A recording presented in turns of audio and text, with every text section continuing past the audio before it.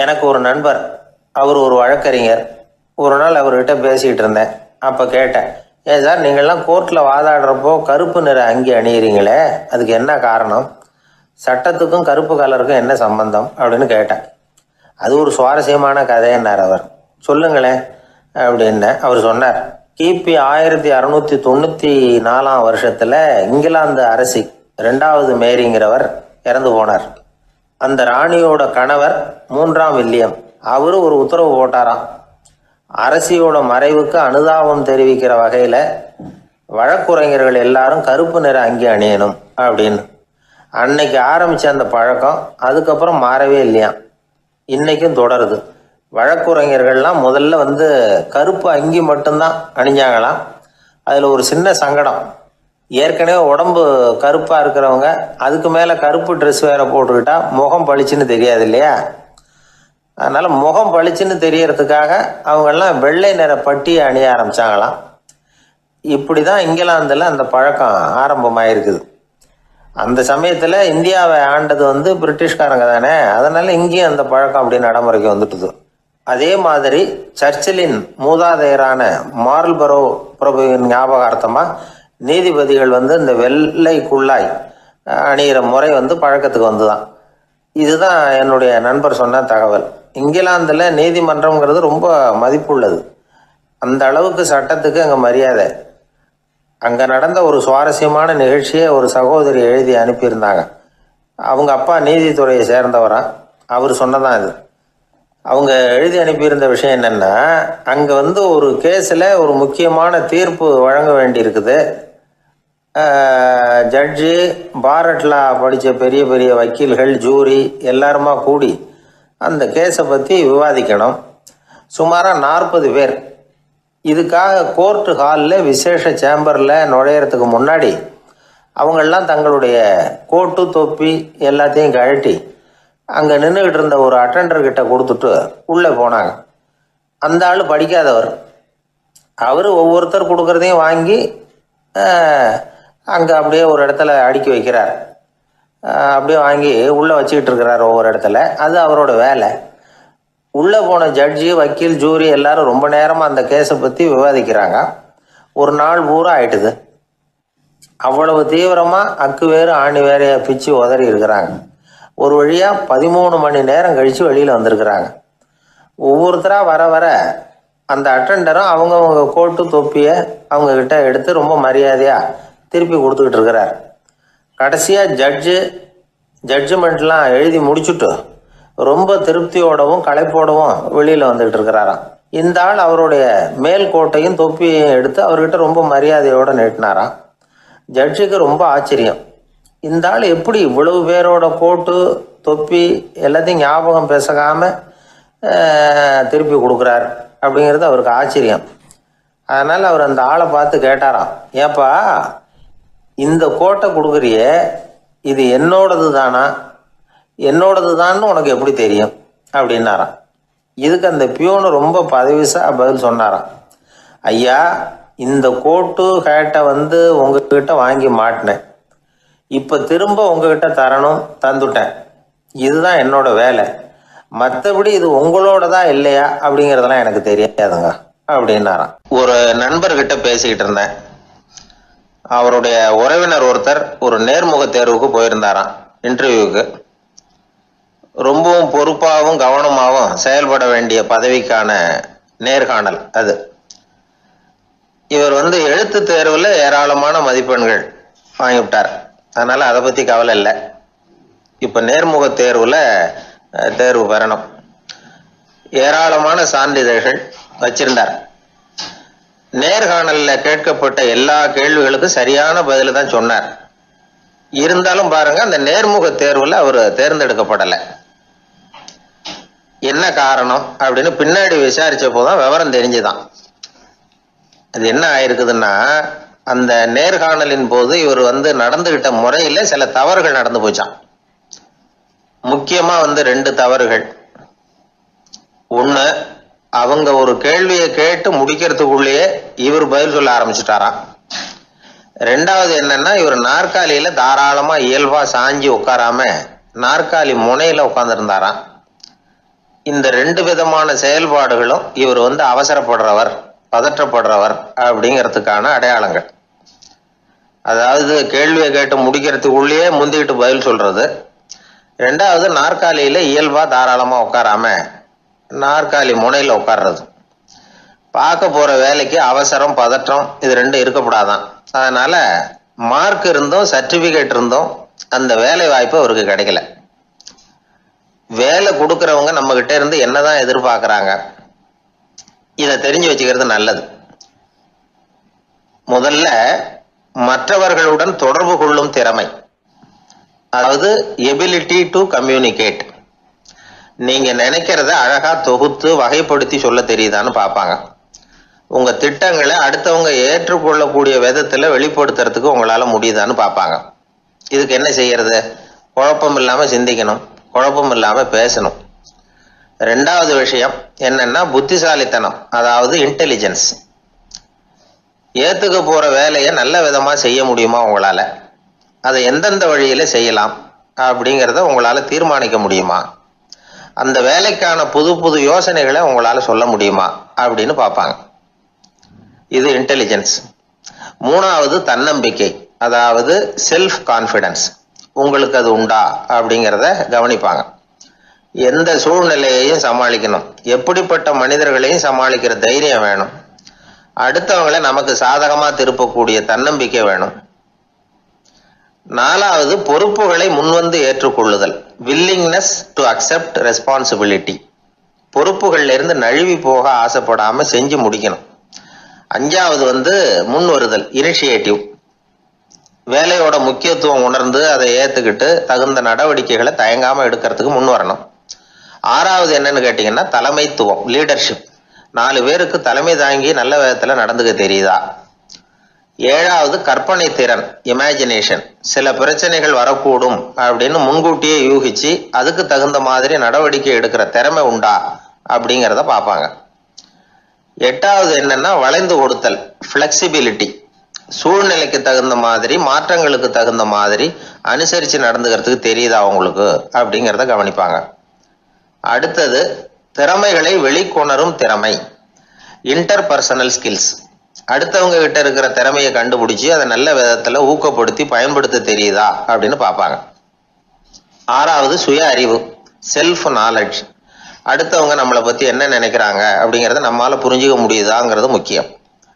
அடுத்தது போட்டி மனப்பான்மை, காம்படிட்டிவ்னஸ். அடுத்தவங்களை ஒப்பிட்டு பார்த்து அதை விட ஒரு படி மேல வரணுங்கிற குணம் வேணும். இதுக்கு அடுத்தது என்னன்னா குறிக்கோளை வெல்லுதல், கோல் அச்சீவ்மெண்ட். குறிக்கோளை சவாலா எடுத்துக்கிட்டு அதை அடையணும். அப்புறம் வேறுபட்ட திறமைகள், ஒகேஷனல் ஸ்கில்ஸ். பதவிக்கு வேண்டிய திறமைகள் தவிர மற்ற திறமைகள் எதுவும் உண்டாங்கிறது முக்கியம். நமக்கு வேலை கொடுக்கணும்னு நினைக்கிறவங்க நம்ம கிட்ட இருந்து இவ்வளவும் எதிர்பார்ப்பாங்க. அதுக்கு தகுந்த மாதிரி நம்மளை நாமே தயார்படுத்திக்கணும். எனக்கு வேண்டப்பட்ட ஒருத்தர் ஒரு இன்டர்வியூக்கு போயிட்டு வந்தார், நேர்காணலுக்கு. எப்படி இருந்தது இன்டர்வியூன்னு விசாரிச்சேன். நான் போனேன், அவர் கேட்ட எல்லா கேள்விக்கும் அவர் எதிர்பார்த்தது மாதிரியே எல்லா பதிலையும் சொன்னேன். கடைசியா நான் எதிர்பார்க்காத ஒரு தகவலை அவர் சொன்னார் அப்படின்னார். என்னன்னு கேட்டேன். அவரும் என்ன மாதிரியே இன்டர்வியூக்கு வந்தவர் தானா, சும்மா என்ன கேள்வி கேட்டுக்கிட்டு உட்காந்துருந்தாராம் அப்படின்னார். அதனால ஒரு நேர்காணலுக்கு போறதுக்கு முன்னாடி என்ன எதிர்பார்க்கறாங்க அப்படிங்கறத தெரிஞ்சுக்கிட்டு போனா வெற்றி நிச்சயம். ஊர்ல ஒரு ஞானி இருந்தார். ஒரு நாள் அவரை தேடிட்டு ஒருத்தர் வந்தார். வந்தவர் ஞானியை பார்த்து ஒரு கேள்வி கேட்டார். ஐயா, உங்களுடைய சாதனை என்ன? இதுதான் அவர் கேட்ட கேள்வி. இதை கேட்டதும் அந்த ஞானி நிமிர்ந்து இவரை பார்த்தார். அப்புறம் சொன்னார், அது ஒன்றும் பெரிய விஷயம் இல்லை, அது ரொம்ப எளிமையான ஒண்ணு. எப்போ எனக்கு பசிக்குதோ அப்ப நான் சாப்பிட்டுருவேன், எப்ப எனக்கு தூக்கம் வருதோ அப்ப நான் தூங்கிடுவேன், அவ்வளவுதான் அப்படின்னார். கேள்வி கேட்டவர் ஒரு மாதிரி ஆயிட்டார். ஐயா, இதே தானே நாங்களும் செய்யறோம், இதுல என்ன அதிசயம் இருக்கு அப்படின்னார். இப்ப அந்த ஞானி சொன்னாராம், இங்கதான் நீங்க தப்பு பண்றீங்க அப்படின்னாராம். அப்படியான்னாரு இவரு. ஆமா அப்படின்னாராம். நீங்க செய்யற தவறு எனக்கு புரியுது. ஏன்னா நான் உங்களை மாதிரி நான் வாழ்ந்து பார்த்திருக்கிறேன். அதனால என்னுடைய அனுபவத்துல உங்களுக்கும் எனக்கும் உள்ள வித்தியாசத்தை உணர முடியுதுன்னாராம். என்ன சொல்றீங்க, எனக்கு ஒன்னும் புரியலையேன்னாரா இவரு. இத பாருங்க, சாப்பிடுறதுங்கிறது நாம 2 பேருக்கும் பொதுவான ஒரு காரியம்தான். ஆனா நீங்க சாப்பிடுறதுக்கும் நான் சாப்பிடுறதுக்கும் வித்தியாசம் இருக்கு அப்படின்னாராம். என்ன வித்தியாசம்னு கேட்டிருக்கார். நீங்க பசி இல்லாத பொழுது சாப்பிடுறீங்க, இப்போ சாப்பிடுற நேரம் வந்துட்டுது அப்படிங்கிறதுக்காக சாப்பிடுறீங்க, சாப்பாடு ருசியா இருக்கு அப்படிங்கிறதுக்காக சாப்பிடுறீங்க, எது தேவைங்கிறது தெரியாம சாப்பிடுறீங்க. அது மாதிரி தூக்கமும் உங்களுக்கு ஒரு பழக்கமா போட்டுது. இப்போ இது தேவையா இல்லையா அப்படிங்கிறத பத்தி நீங்க யோசிச்சு பாக்குறது இல்ல. சாப்பிடும் பொழுது 1000 வேலைகளை மனசுல நினைச்சுக்கிட்டு இருப்பீங்க, அதனால அது சாப்பிடுதலா இருக்காது. அதே மாதிரி நீங்க தூங்கும் பொழுதும் அது தூங்குதலா இருக்காது. ஏகப்பட்ட கனவுகள் வரும், உங்க மனசு மேலும் மேலும் கனவுகளை உருவாக்கி கொண்டே இருக்கும். அதனால எனக்குள்ள நடக்கிறது வேற மாதிரி, நீங்க நினைக்கிறது மாதிரி இல்ல. எனக்குள்ள நடக்கிறது எப்படின்னா, நீங்க செய்யறது மாதிரி இல்ல. தூக்க உணர்வு வந்த உடனே தூங்குதல் மட்டுமே நடைபெறும். அதுதான் என்கிட்ட நடக்கிறது அப்படின்னு அந்த ஞானி. இப்ப வித்தியாசம் புரியுதா?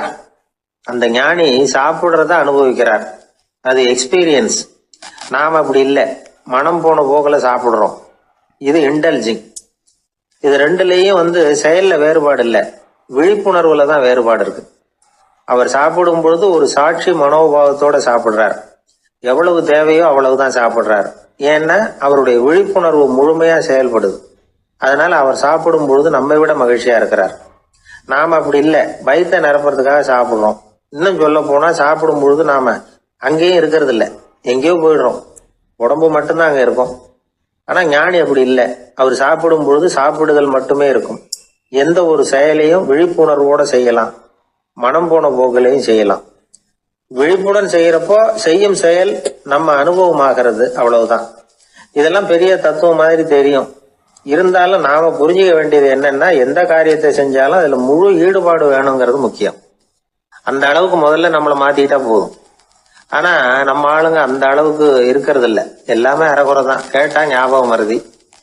ஒருத்தன் என்ன பண்ணானா, விமான டிக்கெட் வாங்கிக்கிட்டு ரயில்வே ஸ்டேஷனுக்கு வந்துட்டான். அப்புறம் தான் புரிஞ்சுது தவறுதெல்லாம் இங்க வந்துட்டோங்கிறது. உடனே அவசரமா விமான நிலையத்தை நோக்கி ஓடி இருக்கிறான். அங்க போய் கவுண்டர்ல கேட்டிருக்கான், மேடம் நான் தவறுதலா ரயில்வே ஸ்டேஷனுக்கு போயிட்டேன், இப்ப விமானத்தையும் தவற விட்டுட்டேன், அடுத்த பிளைட்ல எனக்கு இதை மாத்தி தர முடியுமான்னு கேட்டிருக்கான். முடியாதுன்னாங்களாம் அந்த அம்மா. ஏன்னு கேட்டானா, ஏன்னா இப்ப நீங்க வந்திருக்கிறது பஸ் ஸ்டாண்டு அப்படின்னாங்களாம். சீடன் வெளியூர் புறப்படுறதுக்கு தயாரா இருந்தான். ரொம்ப தூரம் போக போறான், திரும்பி வர நாளாகும். புறப்படுறதுக்கான ஆயத்த வேலைகள்ல ஈடுபட்டு இருந்தான். அந்த சமயம் பார்த்து இன்னொரு சீடன் அவங்கிட்ட வந்தான். நம்ம குரு உன்னை அழைச்சிட்டு வர சொன்னார் வா அப்படின்னு கூப்பிட்டான். இவன் உடனே புறப்பட்டு போனான். குருநாதரை பார்த்தான், அவர் காலில் விழுந்து வணங்கினான். வணங்கிவிட்டு எழுந்திரிச்சான். அவ்வளவுதான். குரு ஏதாவது உபதேசம் பண்ணுவாருன்னு எதிர்பார்த்தான். ஆனா நடந்தது என்ன தெரியுமா? குரு அவனுக்கு ஓங்கி ஒரு அடி கொடுத்தார். எதிர்பாராம இந்த அடியை வாங்கினதும் அந்த சீடன் அதிர்ந்து போயிட்டான். பக்கத்துல இருந்த மற்ற சீடர்களும் திகைச்சு போய் நின்னுட்டாங்க. அடி வாங்கின சீடனுக்கு மனசுக்குள்ள குழப்பம், நாம என்ன தப்பு பண்ணணும், புறப்படுற நேரத்துல இப்படி குரு கிட்ட அடி வாங்குற மாதிரி ஆயிட்டுதே அப்படின்னு நினைச்சு மனசுக்குள்ள ரொம்ப வேதனைப்பட்டான்.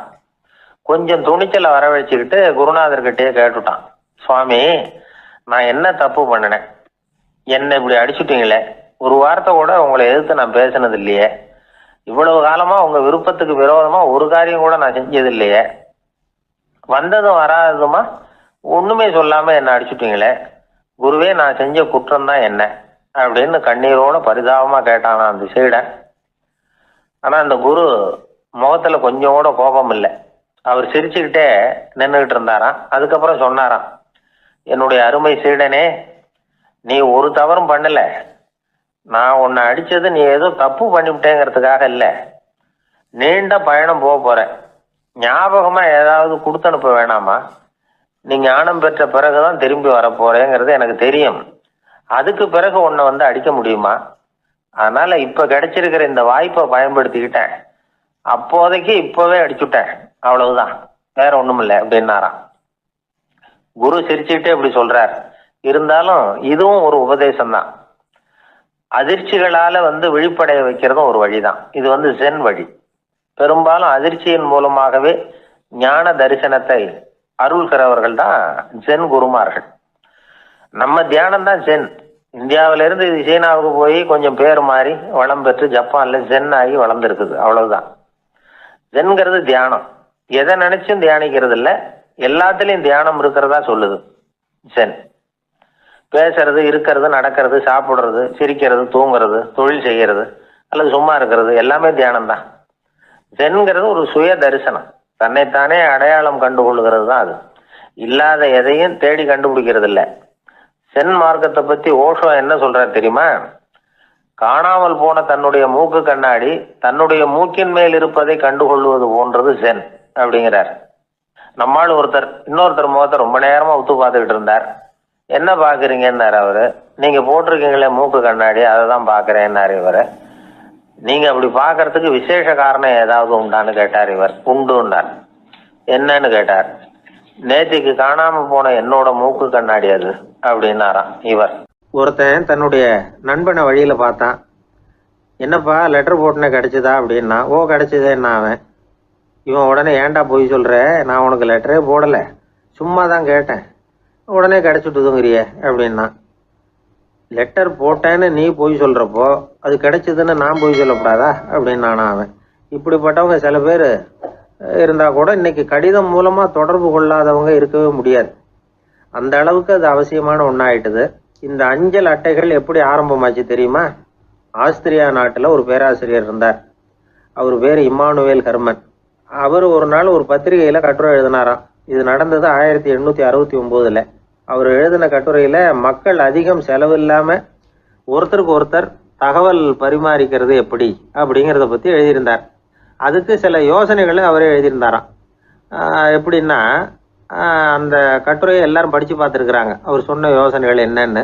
அது அரசாங்கத்தின் கவனத்துக்கு அது போச்சான். ஆகா, இது அவர் சொல்ற யோசனை நல்லா இருக்கும் போல் இருக்கு அப்படின்னு அவங்களே நினைச்சிருக்கிறாங்க. அவ்வளவுதான். உடனே அந்த யோசனையை நடைமுறைக்கு கொண்டுட்டு வந்தாங்களாம். பேராசிரியர் இம்மானுவேல் ஹெர்மனின் யோசனைப்படி அச்சடிச்ச அரசு முத்திரையோட அரசாங்கம் அஞ்சல் அட்டைகளை வெளியிட ஆரம்பிச்சுதான். 1869 அக்டோபர் 7ஆம் தேதி இது நடந்திருக்கு. உலகின் முதல் அஞ்சல் அட்டை வெளிவந்த நாள் அது. அப்பதான் அதுக்கு பேர் என்ன தெரியுமா? அதாவது கரஸ்பாண்டிங் கார்டு அப்படின்னு பேராது. அதுக்கப்புறம் என்ன ஆச்சுன்னா, உடனடியாக அமெரிக்காவிலேயே இது மாதிரியான கார்டுகளை வெளியிட ஆரம்பிச்சிட்டாங்க. அங்கே இதுக்கு என்ன பேர் தெரியுமா? Postal card. அதுக்கப்புறம் 1870 இங்கிலாந்துலேயும் இதை வெளியிட்டாங்களாம். அதை வெளியிட்ட முதல் நாள் அன்னைக்கு என்ன நடந்தது தெரியுமா? மக்கள்லாம் ஏதோ நியாய விலை கடையில் நிற்கிறது மாதிரி பெரிய பெரிய கியூ வரிசையில் நின்று இதை வாங்கினாங்களாம். நம்ம நாட்டில் முதல் அஞ்சலகம் 1927 கல்கத்தாவில் ஆரம்பமாயிருக்கு.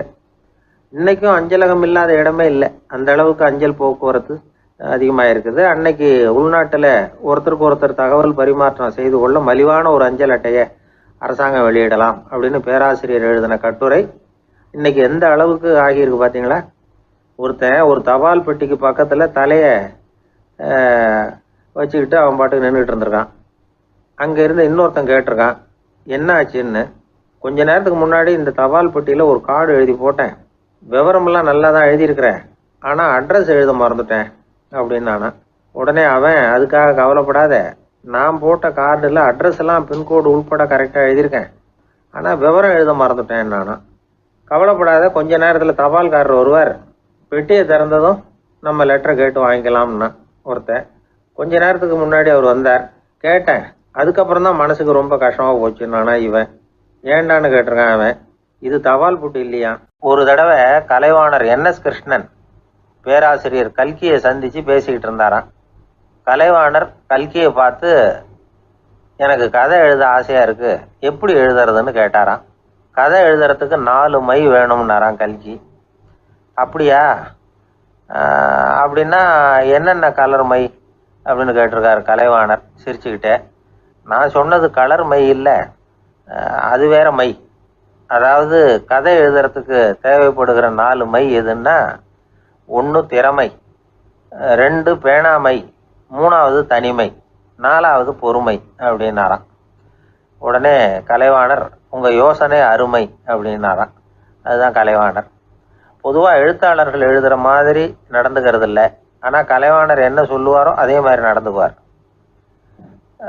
எல்லாருக்கும் எல்லாம் கிடைக்கணுங்கிற கருத்தை சினிமா படங்களில் வலியுறுத்துவார். அதே மாதிரி நடைமுறை வாழ்க்கையிலேயே எல்லாருக்கும் எல்லாமும் கொடுப்பார். பணம், பதவி, புகழ் இப்படி எதுவுமே இல்லாத ஒரு சாதாரண மனுஷனாக இருந்தால் கூட இவர் மனுஷனுக்கு கொடுக்குற மரியாதையில் கொஞ்சமும் குறைச்சல் இருக்காது. இந்த குணம் சாதாரணமாக எல்லாருக்கும் இருக்கிறது இல்லை. அவர் சினிமா தியேட்டருக்கு போய் சினிமா பார்க்கறது வழக்கம். அவர் வந்திருக்கிறாருங்கிறது தெரிஞ்சா போதும், வெளியில பிச்சைக்காரங்க வந்து கூடிடுவாங்க. இது அவருக்கு தெரியும். வெளியில நம்மளை நம்பி ஒரு கூட்டம் காத்துக்கிட்டு இருக்குமேன்னு நினைப்பார். உடனே ஒரு 100 ரூபா நோட்டை கொடுத்து சில்லறையா மாத்திட்டு வர சொல்லுவார். படம் முடிஞ்சு வெளியில வர்றப்போ சில்லறையோட வருவார். எல்லாருக்கிட்டையும் கொடுத்துருவார். ஏன்னா எல்லாரும் தேடிட்டு வருவாங்க அவரை.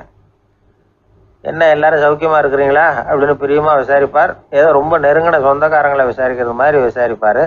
தன்கிட்ட இருக்கிற சில்லறையை எல்லாருக்கும் சமமாக பிரித்து கொடுத்துட்டு தான் அங்கேருந்து புறப்படுவார். ஒரு நாள் அது மாதிரி புறப்படுற சமயத்தில் ஒரு சின்ன பையனுக்கு சில்லறை எதுவும் கிடைக்கல கொடுக்கறதுக்கு. இது கலைவாணருக்கு தெரியாது. காரில் ஏறி புறப்பட்டு போயிட்டார். அந்த பையன் காரை பிடிச்சிக்கிட்டு பின்னாடியே ஓடியாந்துருக்கிறான். ஐயா, நீங்களே இல்லைன்னு சொன்னால் நான் என்ன பண்ணுறது? இன்னைக்கு பட்னி தான், அம்மாவுக்கு வேற உடம்பு சரியில்லை அப்படின்னு கத்திக்கிட்டே ஓடியாந்தானா. கலைவாணர் கவனிச்சுட்டார். உடனே காரை நிறுத்த சொன்னார். இறங்கினார். அந்த சின்ன பையனை கட்டி பிடிச்சிக்கிட்டு என்னை மன்னிச்சுக்கப்பா, நான் கவனிக்காமல் வந்துட்டேன் அப்படின்னு சொல்லி அழ ஆரம்பிச்சிட்டாராம். இன்னொரு தடவை இதே மாதிரி ஒரு தியேட்டர்லேருந்து வெளியில் வந்திருக்கிறார். ஒரு ஆள் அவர்கிட்ட வந்து நின்றுருக்கார். அவர் கொடுக்கறதுக்கு இவர்கிட்ட பணம் இல்லை. பணம் இல்லையாப்பா அப்படின்னாராம். உங்ககிட்டயே இல்லையா அப்படின்னாராம் அவர். கலைவாணருக்கு மனசு ரொம்ப சங்கடமாக போச்சு. உடனே புறப்பட்டு வீட்டுக்கு போனார். அங்கே இங்கே தேடி பார்த்து அங்கேருந்த கொஞ்சம் நெஞ்ச சில்லறை எடுத்தார். காரு டிரைவரை கூப்பிட்டார். தியேட்டர் வாசலில் நின்றுக்கிட்டு இருந்த ஆசாமியோட அங்க அடையாளங்களை சொன்னார். காரை எடுத்துகிட்டு போய் அந்த ஆளை கண்டுபிடிச்சி இந்த காசை கொடுத்துட்டு வா அப்படின்னு அனுப்பி வச்சாராம். பிச்சை போடுறதுக்காக காரை அனுப்புனதாக வேற யாரை பற்றியாவது நீங்கள் கேள்விப்பட்டிருக்கிறீங்களா? அவர் ஒரு வித்தியாசமான மனிதர், வித்தியாசமான கலைஞர். கலைவாணரோட சகோதரர் கல்யாணம் நடந்தது.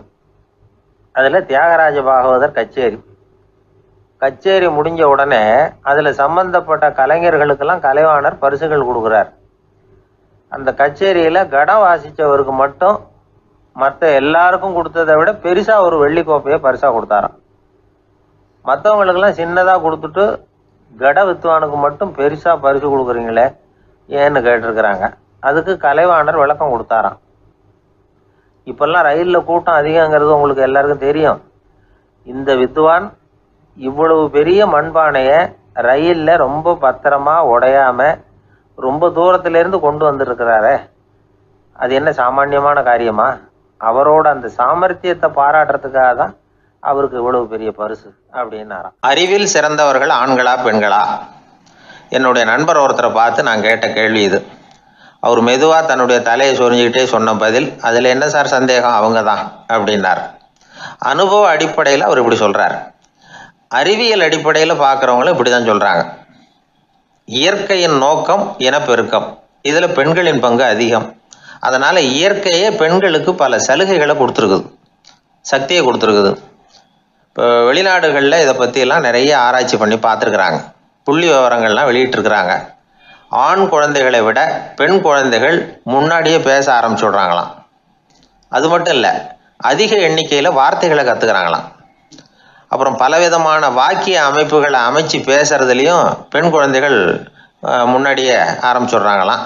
இதெல்லாம் சீக்கிரமாக செய்கிறது பெண் குழந்தைகள் தான். சம வயதுள்ள ஆண் குழந்தைகள், பெண் குழந்தைகள், இவங்களை வச்சு சோதனைகள் பண்ணி பார்த்துருக்குறாங்க. அதாவது ஒரே வயசுள்ள ஆண் குழந்தை, பெண் குழந்தை இதெல்லாம் வச்சு அவங்கக்கிட்ட ஒரே கேள்வியை பல விதமாக கேட்குறது, ஒரே செய்தியை வேறு வேறு கோணங்கள்லேருந்து விளக்கிறது, தவறு இல்லாமல் பேசுறது, வேகமாக படிக்கிறது, எழுதுறது, புரிஞ்சுக்கிறது, இப்படி இதை பற்றிலாம் எத்தனையோ சோதனைகள்லாம் செஞ்சு பார்த்துருக்குறாங்க. அப்படி பார்த்ததில் என்ன தெரிஞ்சதுன்னா, அதில் எல்லாம் ஆண் குழந்தைகளை விட பெண் குழந்தைகள் 1.5 மடங்கு அதிக திறமை உள்ளவங்களாக இருக்கிறாங்களாம். இன்னொரு மொழியை கற்றுக்கிறது, பேசுறது, எழுதுறது, இது கூட பெண்களுக்கு சுலபமாக வருதான். 2 மொழிகளை மாற்றி மாற்றி பேசுறது, மொழிபெயர்க்கிறது, இப்படிலாம் கூட சோதனை பண்ணி பார்த்துருக்குறாங்க. இதுலேயும் பெண்களுக்கு தான் அதிக திறன். சரி, இதை விடுங்க. புள்ளி வச்சு கோலம் போடுறது, அதிலிருந்து இந்த கை கடிகாரங்களில், கம்ப்யூட்டர்களில் நுண்ணிய பாகங்களை பொருத்துறது, இது வரைக்கும் பெண்கள் தான் திறமையாக செயல்படுறாங்க அப்படிங்கிறது அந்த சோதனை முடிவு. இந்த நுட்பம், துல்லியம், விரைவு, சிறு கை இயக்கங்களோடு செய்ய வேண்டிய மென்மையான பணிகள், இதுக்கெல்லாம் தேவை கவன குவியம், பொறுமை. இதெல்லாம் பெண்கள்கிட்ட தான் இருக்குதான். அமெரிக்காவில் இன்னொரு சோதனை கூட செஞ்சு பார்த்துருக்குறாங்க. பெண்களின் மூக்கு மோப்ப உணர்வு, இதெல்லாம் எப்படின்னு பார்த்துருக்குறாங்க. பெண்கள் வந்து அதிக எண்ணிக்கையில் வாசனைகளை வந்து பிரித்து கண்டுபிடிச்சி விடுறாங்களாம். ஆண்களால் அந்த அளவுக்கு முடியலையாம். சரி, காது எப்படின்னா செவிப்புலன் உணர்வும் பெண்களுக்கு தான் அதிகமாக. ஒரு கும்பல், அதில் பலவிதமான சத்தம், அதுக்கு இடையில இந்த குரலோட தொனி, ஏற்ற இறக்கம், இதை வச்சு பேசுகிற ஆளை கண்டுபிடிச்சிடுறாங்களாம். ஒரு கூட்டத்தில் தன்னுடைய வீட்டுக்காரர் எங்கே இருக்கார், பிள்ளைகள் எங்கே இருக்காங்க அப்படிங்கிறதெல்லாம் பெண்கள் சீக்கிரமாக கண்டுபிடிச்சி விடுறாங்களாம்.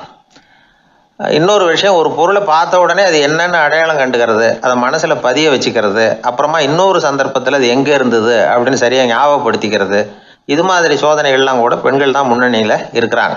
ஒரு சராசரி சூழ்நிலையில் ஆண்களை விட அதிகமான எண்ணிக்கையில் புன்னகை புரியறது, சிரிக்கிறது பெண்கள் தானா. அதிகமாக தோழமை உணர்வோடு பேசுகிறதும் அவங்க தானா. 2 பெண்கள் பேசிகிட்டு இருக்கிறதையும் பாருங்கள், அதே மாதிரி 2 ஆண்கள் பேசிகிட்டு இருக்கிறதையும் பாருங்கள். ஆண்கள் வந்து ஒரு அடி தள்ளியே நின்று பேசிகிட்டு இருப்பாங்க. மருத்துவர்களை எடுத்துக்கொள்ளுங்கள், அதாவது சிரிச்ச முகத்தோட நோயாளிகள்கிட்ட பரிவோடு பேசுறதுல பெண் டாக்டர்கள் தான் அதிகம். இதுவரை சொல்லப்பட்டது எல்லாமே அறிவியல் பூர்வமான செய்திகள். அதனால வந்து இளம் பெண்கள் வாழ்க்கையில சோர்வடைய தேவையில்லை. இயற்கையே நமக்கு சாதகமா இருக்கு, எல்லாம் முடியும் நம்மால அப்படிங்கிறத அவங்க புரிஞ்சுக்கணும். ஒரு பையன் தன்னுடைய அப்பா அம்மா திருமண ஆல்பத்தை புரட்டிக்கிட்டே இருந்தான். அப்புறம் அம்மாகிட்ட கேட்டான், அம்மா இது யாரு சின்ன வயசுல எடுத்ததா, இது என்னன்னு தெரியலையே, இந்த படத்துல அழகா மீசை வச்சுக்கிட்டு சிரிச்சுக்கிட்டு நிக்கிறது யார் அப்படின்னு கேட்டான். அதுதாண்டா அவங்க அப்பான்னாங்க அந்த அம்மா. அப்படின்னா இப்ப நம்ம வீட்டுல நரைச்ச தலையோட அழுது வடிஞ்சிட்டு இருக்காரு ஒருத்தர், அவர் யாருன்னு கேட்டானா. இது வந்து பையனுடைய புத்திசாலித்தனம்.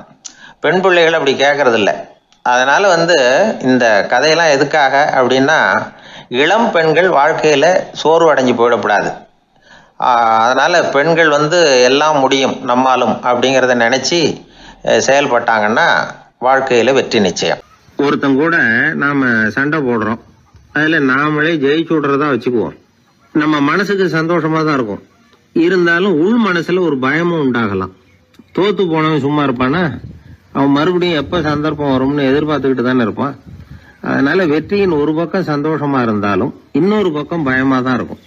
ஒரு மன்னன் இருந்தான், நிறைய பேரோட அவன் சண்டை போட்டான், ஜெயிச்சான், பல நாடுகளை வென்றான்.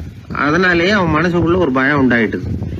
பகை மன்னர்கள் எல்லாம் படையெடுத்துக்கிட்டு வந்துட்டா என்ன பண்றது அப்படிங்கிற பயம். எல்லாரும் வந்து இப்ப இருக்கிற இந்த மாளிகையை வந்து கைப்பற்றிக்கிட்டா என்ன பண்றது அப்படின்னு யோசனை பண்ணா நடுங்க ஆரம்பிச்சிட்டான். ஏன் ஒரு மாதிரியா இருக்கிறீங்க அப்படின்னு கேட்டார் அமைச்சர். இவன் விவரத்தை சொன்னான். 2 பேருமா சேர்ந்து ஒரு திட்டம் போட்டாங்க. அதன் பிரகாரம் ஒரு பெரிய மாளிகை ஒண்ண புதுசா கட்டினாங்க. அதுக்கு வந்து ஜன்னல்லாம் எதுவும் கிடையாது. உள்ள போறதுக்கு வெளியில வர்றதுக்கு ஒரே ஒரு கதவு மட்டும்தான் உண்டு. அதை தவிர அந்த மாளிகைக்கு வேற எந்த வழியும் கிடையாது. ஒரு சின்ன துவாரம் தெரிஞ்சா கூட அதையும் சுத்தமா அடைச்சுட்டாங்க. ஒரே ஒரு கதவு வச்சானே, அந்த வழியை பாதுகாக்கிறதுக்கும் ஏராளமான வீரர்களை வந்து காவலுக்கு நிறுத்தி வச்சிருக்கிறாங்க. இவ்வளவும் பண்ணி முடிச்சதுக்கு அப்புறம் தான் அந்த மன்னனுக்கு வந்து மனசு திருப்தியா இருந்துதான். ஒரு நாள் அந்த ராஜாவும் அமைச்சரும் அந்த ஒரு கதவு வழியா வெளியில வந்திருக்கிறாங்க மெதுவா. என்ன அமைச்சரே, எப்படி நம்ம ஏற்பாடு அப்படின்னு அட்டகாசமா சிரிச்சுக்கிட்டே கேட்டானா ராஜா. அபாரம்னார் அமைச்சர். அவர் வேற என்ன சொல்லுவார்? இவங்க 2 பேரும் இப்படி பேசிக்கிட்டதை அங்க வீதி ஓரமா உட்கார்ந்து இருந்த ஒரு பெரியவர் கேட்டுட்டு அவரு சிரிச்சாராம். அவரு சிரிக்கிறத பார்த்தும் மன்னனுக்கு கோவம் வந்துட்டுது. அதை பார்த்ததும் ஏன்பா சிரிக்கிறேன்னு கேட்டிருக்கார். அதுக்கு அந்த பெரியவர் சொன்னாராம், ரொம்பவும் புத்திசாலித்தனமா தான் இந்த மாளிகையை கட்டி இருக்கிறீங்க, ரொம்ப பாதுகாப்பா தான் இருக்குது, இருந்தாலும் ஒரு குறை தெரியுதுன்னார். என்னன்னு கேட்டார் அவரு. வேற வழியே வைக்காம மாளிகை கட்டின நீங்க என்னத்துக்காக ஒரே ஒரு வழி மட்டும் வச்சிருக்கிறீங்க? அந்த வழியா எதிரிகள் நுழைஞ்சுட்டா என்ன பண்ணுவீங்க அப்படின்னார். என்ன பண்றதுன்னார் அவரு. அதையும் ஒரு கருங்கல் சுவர் எழுப்பி சுத்தமா அடைச்சு விடுங்க, அதுதான் நல்லது. அதுக்கப்புறம் எதிரிகள் பயம் கொஞ்சம் கூட இல்லாம நீங்க உள்ள உட்காந்துக்கலாம், அதுதான் ரொம்ப பத்திரம் அப்படின்னார். மன்னன் யோசனை பண்ணி பார்த்தான். பளிச்சுன்னு ஒரு யோசனை தோணுச்சு. அது சரி, நீங்க சொல்றது மாதிரி அந்த ஒரு வழியையும் அடைச்சுட்டா இந்த மாளிகைங்கிறது ஒரு கல்லறை மாதிரி ஆயிடுமே அப்படின்னாராம். இப்ப மட்டும் இது எப்படி இருக்குதுன்னு நினைக்கிறீங்க? கல்லறை மாதிரி தானே இருக்குது அப்படின்னார் பெரியவர். எதிரி வந்து உங்களை சாகடிக்கலைன்னாலும் நீங்களா ஒரு நாள் சாகத்தானே போறீங்க அப்படின்னார். அதுக்கப்புறம் கொஞ்சம் விளக்கமும் கொடுத்தார். உங்க மாளிகையில எவ்வளவு ஜன்னல்களும் கதவுகளும் இருக்குதோ அந்த அளவுக்கு வெளி உலகத்தோட உங்களுக்கு தொடர்பு இருக்கு. அந்த அளவுக்கு உங்க வாழ்க்கையில ஒரு இயக்கம் இருக்குது. கதவுகளை மூட மூட வாழ்க்கையும் வந்து அடப்பட்டு போடும். நான் கூட ஒரு காலத்துல மாளிகையில தான் இருந்தேன். அதோட சுவர்கள் இருந்ததுல அதை எவ்வளவுதான் தள்ளி தள்ளி போட்டாலும் என்னுடைய வாழ்க்கைக்கு அதெல்லாம் ஒரு எல்லை கோடுகள் மாதிரி தெரிஞ்சுது. அதை உணர்ந்தேன். வாழ்வுக்கு எல்லையே இருக்கக்கூடாதுன்னு நினைச்சேன். அதனால்தான் இப்படி இங்க உட்காந்துட்டேன். இப்ப என்னுடைய வாழ்வுக்கு வானம் தான் கூரை, இந்த நிலம்தான் என்னுடைய மாளிகை. இப்பதான் வாழ்க்கையை முழுமையா என்னால உணர முடியுது, அனுபவிக்க முடியுது அப்படின்னாரு அந்த பெரியவர். அந்த அரசர் ஒரு பெரிய தத்துவத்தை புரிஞ்சுக்கிட்டாராம். தன்னோட மாளிகைக்கு நிறைய ஜன்னல்களையும் கதவுகளையும் வைக்க சொல்லி உத்தரவு போட்டாராம். இப்படி ஒரு கதை உண்டு. ஒரு சுடுகாட்டுல ஒரு கல்லறைக்கு மேல கால் போட்டுக்கிட்டு உட்காந்துக்கிட்டு இருந்தான் ஒருத்தன். அந்த வழியா போன ஒருத்தர் அவனை பார்த்து கேட்டாராம், ஏப்பா இப்படி பேய் பேசாசு நடமாடுற இந்த மயானத்துக்கு கல்லறைக்கு மேல உட்கார்ந்து இருக்கிறியே அப்படின்னு கேட்டாராம். எவ்வளவு காலம் தாங்க உள்ளேயே இருக்கிறது, ஒரே புழுக்கமா இருந்தது, அதுதான் காத்து வாங்கலாம்னு வெளியில உட்கார்ந்து இருக்கிறேன் அப்படின்னு நானா. அந்த எப்பவும் சுத்தமா இருக்கணும், அதுதான் நல்லதுன்னு ஒருத்தர். நான் அப்படித்தான் சார் இருக்கிறேன், தினம் 2 வேளை சோப்பு போட்டு குளிக்கிறேன் இன்னொருத்தர். உடம்பு மட்டும் சுத்தமா இருந்தா போதாது சார், மனசும் சுத்தமா இருக்கணும்னாரு அவரு. மனசை சுத்தப்படுத்துறதுக்கு என்ன சோப்பு சார் போடலான்னு கேட்டாரு இவர். ஆன்மீகம்ங்கிற சோப்பு தான் அதுக்கு பொருத்தம்னாரு அவர். ஆன்மாவை மேம்படுத்துகிற ஒரு முயற்சி தான் ஆன்மீகம்ங்கிறது. அந்த முயற்சியை எப்படி பண்றது? மனசுக்குள்ள குந்தி இருக்கிற வேண்டாத விருந்தாளிகளை எல்லாம் வெளியேற்றணும். வேண்டாத விருந்தாளிகள்ல முக்கியமான ஒருத்தர் யாருன்னா அவர் பேரு பொறாமை. இவரு நம்ம மனசுக்குள்ள இருக்கிற வரைக்கும் நாம நிம்மதியா இருக்க முடியாது. ஒரு குருநாதர் இருந்தார், அவர்கிட்ட 2 சீடர்கள் இருந்தாங்க. 2 பேரும் ஆரம்பத்துல ஒருத்தருக்கு ஒருத்தர் நல்லபடியா தான் பழகிட்டு இருந்தாங்க. ஆனாலும் என்னமோ தெரியல, கொஞ்ச நாள்ல இந்த 2 பேர்ல ஒருத்தன் மனசுக்குள்ள பொறாமைங்கிற விருந்தாளி உட்கார ஆரம்பிச்சுட்டார். அந்த சீடனும் அதுக்கு இடம் கொடுத்துட்டான். குரு கிட்ட தான் நல்ல பேர் வாங்கணும் அப்படின்னு, தன்னுடைய நண்பன் கெட்ட பேர் வாங்கணும் அப்படின்னு அவனுக்கு ஒரு ஆசை வந்துட்டுது. என்ன பண்ணலாம்னு யோசனை பண்ணான். ஒரு நாள் விடியற் காலையில எழுந்திருச்சான். நேரா குரு கிட்ட போய் அவர் முன்னாடி நின்னான். குருவே, என்ன பாருங்க, நான் எவ்வளவு சீக்கிரமா எழுந்திருச்சு குளிச்சு முடிச்சுட்டு உங்களை வணங்குறதுக்காக நிக்கிறேன். ஆனா அவன் இருக்கானே இன்னமும் கண்ணு முழிக்கவே இல்லை, தூங்கிக்கிட்டே இருக்கிறான், தூங்கு மிஞ்சி அப்படின்னா. குருநாதர் நிமிந்து பார்த்தார். அப்படியா? அப்படின்னா நீயும் கூட அவன மாதிரியே தூங்கி இருந்தா நல்லா இருந்திருக்குமேன்னார் ரொம்ப பொறுமையா. என்னது, நாம எவ்வளவு தீவிரமா ஒரு விஷயத்த சொல்றோம், அதுக்கு நம்ம குருநாதர் ரொம்ப பொறுமையா இப்படி சொல்றாரு அப்படின்னு நினைச்சான். ஆச்சரியமா அவரை பார்த்தான். குருநாதர் சொன்னார், ஆமாப்பா, நீயும் தூங்கிக்கிட்டு இருந்திருந்தா அடுத்தவனை பத்தி குறை சொல்றதுக்கு இங்க வந்திருக்க வேண்டிய அவசியம் இருந்திருக்காது, அதனால அப்படி சொன்னேன் அப்படின்னாராம். சீடன் யோசிக்க ஆரம்பிச்சான். அர்த்தம் புரிஞ்சது. உடனே பொறாமைய மனசுல இருந்து தூக்கி எறிஞ்சுட்டானாம். மனசு சுத்தமாயிட்டுது. மனசுக்குள்ள இருந்து விரட்ட வேண்டிய இன்னொரு விருந்தாளி, அவர் பேர் கோபம். சினம் தன்னையே கொன்னுடும் அப்படிங்கிறார் வள்ளுவர். கோபத்துக்கு மனசுல இடம் கொடுக்காத சில பெரியவர்களும் உண்டு. ஒருத்தர் இருந்தார். அவர் ஒரு சமயம் கோதாவரி நதியில போய் குளிச்சுட்டு திரும்பி வந்துட்டு இருக்கிறார் ஒரு பெரியவர். வர்ற வழியில ஒரு மரத்து மேல உட்கார்ந்து இருந்த ஒருத்தன் அவர் மேல துப்பி போடுறான். இவர் உடனே திரும்பி போய் மறுபடியும் குளிச்சுட்டு வர்றார். அப்பவும் துப்புறான். அவர் கோவப்படல, பேசாம மறுபடியும் திரும்பி போய் குளிச்சுட்டு வர்றாரு. இப்படி பல தடவை நடந்துகிட்டே இருக்குது. ஒரு கட்டத்துல இந்த ஆளு தோத்து போய் அவர் காலிலேயே விழுறான். ஆச்சரியப்பட்டு கேக்குறான், அது எப்படிங்க நீங்க கோவப்படாம இருக்கிறீங்களே, அது எப்படி அப்படின்னா. அதுக்கு அந்த பெரியவர் சொன்னாராம், நான் கோவப்பட்டிருந்தா என் மனசு அசுத்தமா இருக்கும். உடம்பு அசுத்தமான குளிச்சு சுத்தப்படுத்திக்கலாம், மனசை அப்படி சுத்தப்படுத்த முடியாது, அது கொஞ்சம் கஷ்டம் அப்படின்னாராம். ஆக கூடி மனசு அசுத்தமாகாம பாத்துக்க வேண்டியது நம்ம கடமை. மனசை அசுத்தப்படுத்துற இன்னொரு விஷயம் சுயநலம். ஒரு சுயநலவாதி ஆத்துல விழுந்துட்டார், சுழல்ல சிக்கிக்கிட்டார். இன்னொரு சுயநலவாதி கரையில இருந்து இதை பார்த்தார். ஒரு கயத்தை தூக்கி போட்டு அதை புடிச்சுக்க சொல்லி கரையில இழுத்து காப்பாத்தினார். அவரு கரையில ஏறின உடனே இவரை பார்த்து, என்ன காப்பாத்தினதுக்காக உங்களுக்கு 50 காசு கொடுக்கலாம்னு பாக்குறேன், ஆனா என்கிட்ட 1 ரூபாயா இருக்கு, சில்லறையா இல்ல அப்படின்னாராம். உடனே காப்பாத்தினவர் இவரை பார்த்து, அப்படின்னா நீங்க இன்னொரு தடவை தண்ணியில விழுந்துருங்க, நான் காப்பாத்துறேன், 1 ரூபாயா கொடுத்துடலாம் அப்படின்னாராம். இப்படிப்பட்டவங்க எல்லாம் எத்தனை தடவை தண்ணியில விழுந்தாலும் மனசு சுத்தமாக போறதில்லை. இந்த உலகத்துல 7 வகையான மனிதர்கள் இருக்கிறாங்களாம். டாக்டர் எட்வர்டு பாஷ் அப்படிங்கிறவர் சொல்றார்.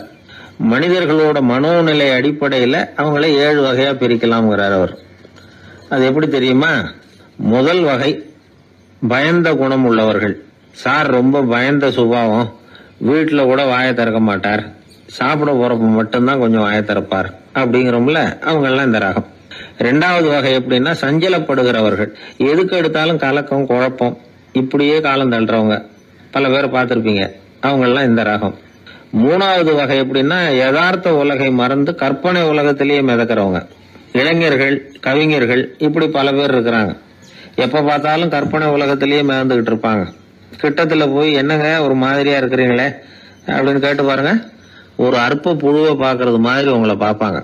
அதுவும் அந்த வானத்து நிலா என்னை வாவென்று அழைக்கிறது, எனக்கு விரைவில் ஒரு நாள் சிறகுகள் முளைக்கும், சிறகடித்து பறந்து செல்லுவேன், என் செல்ல நிலாவை கொஞ்சி விட்டு திரும்பி வருவேன், அப்படி இப்படின்னு பேச ஆரம்பிச்சிருவாங்க.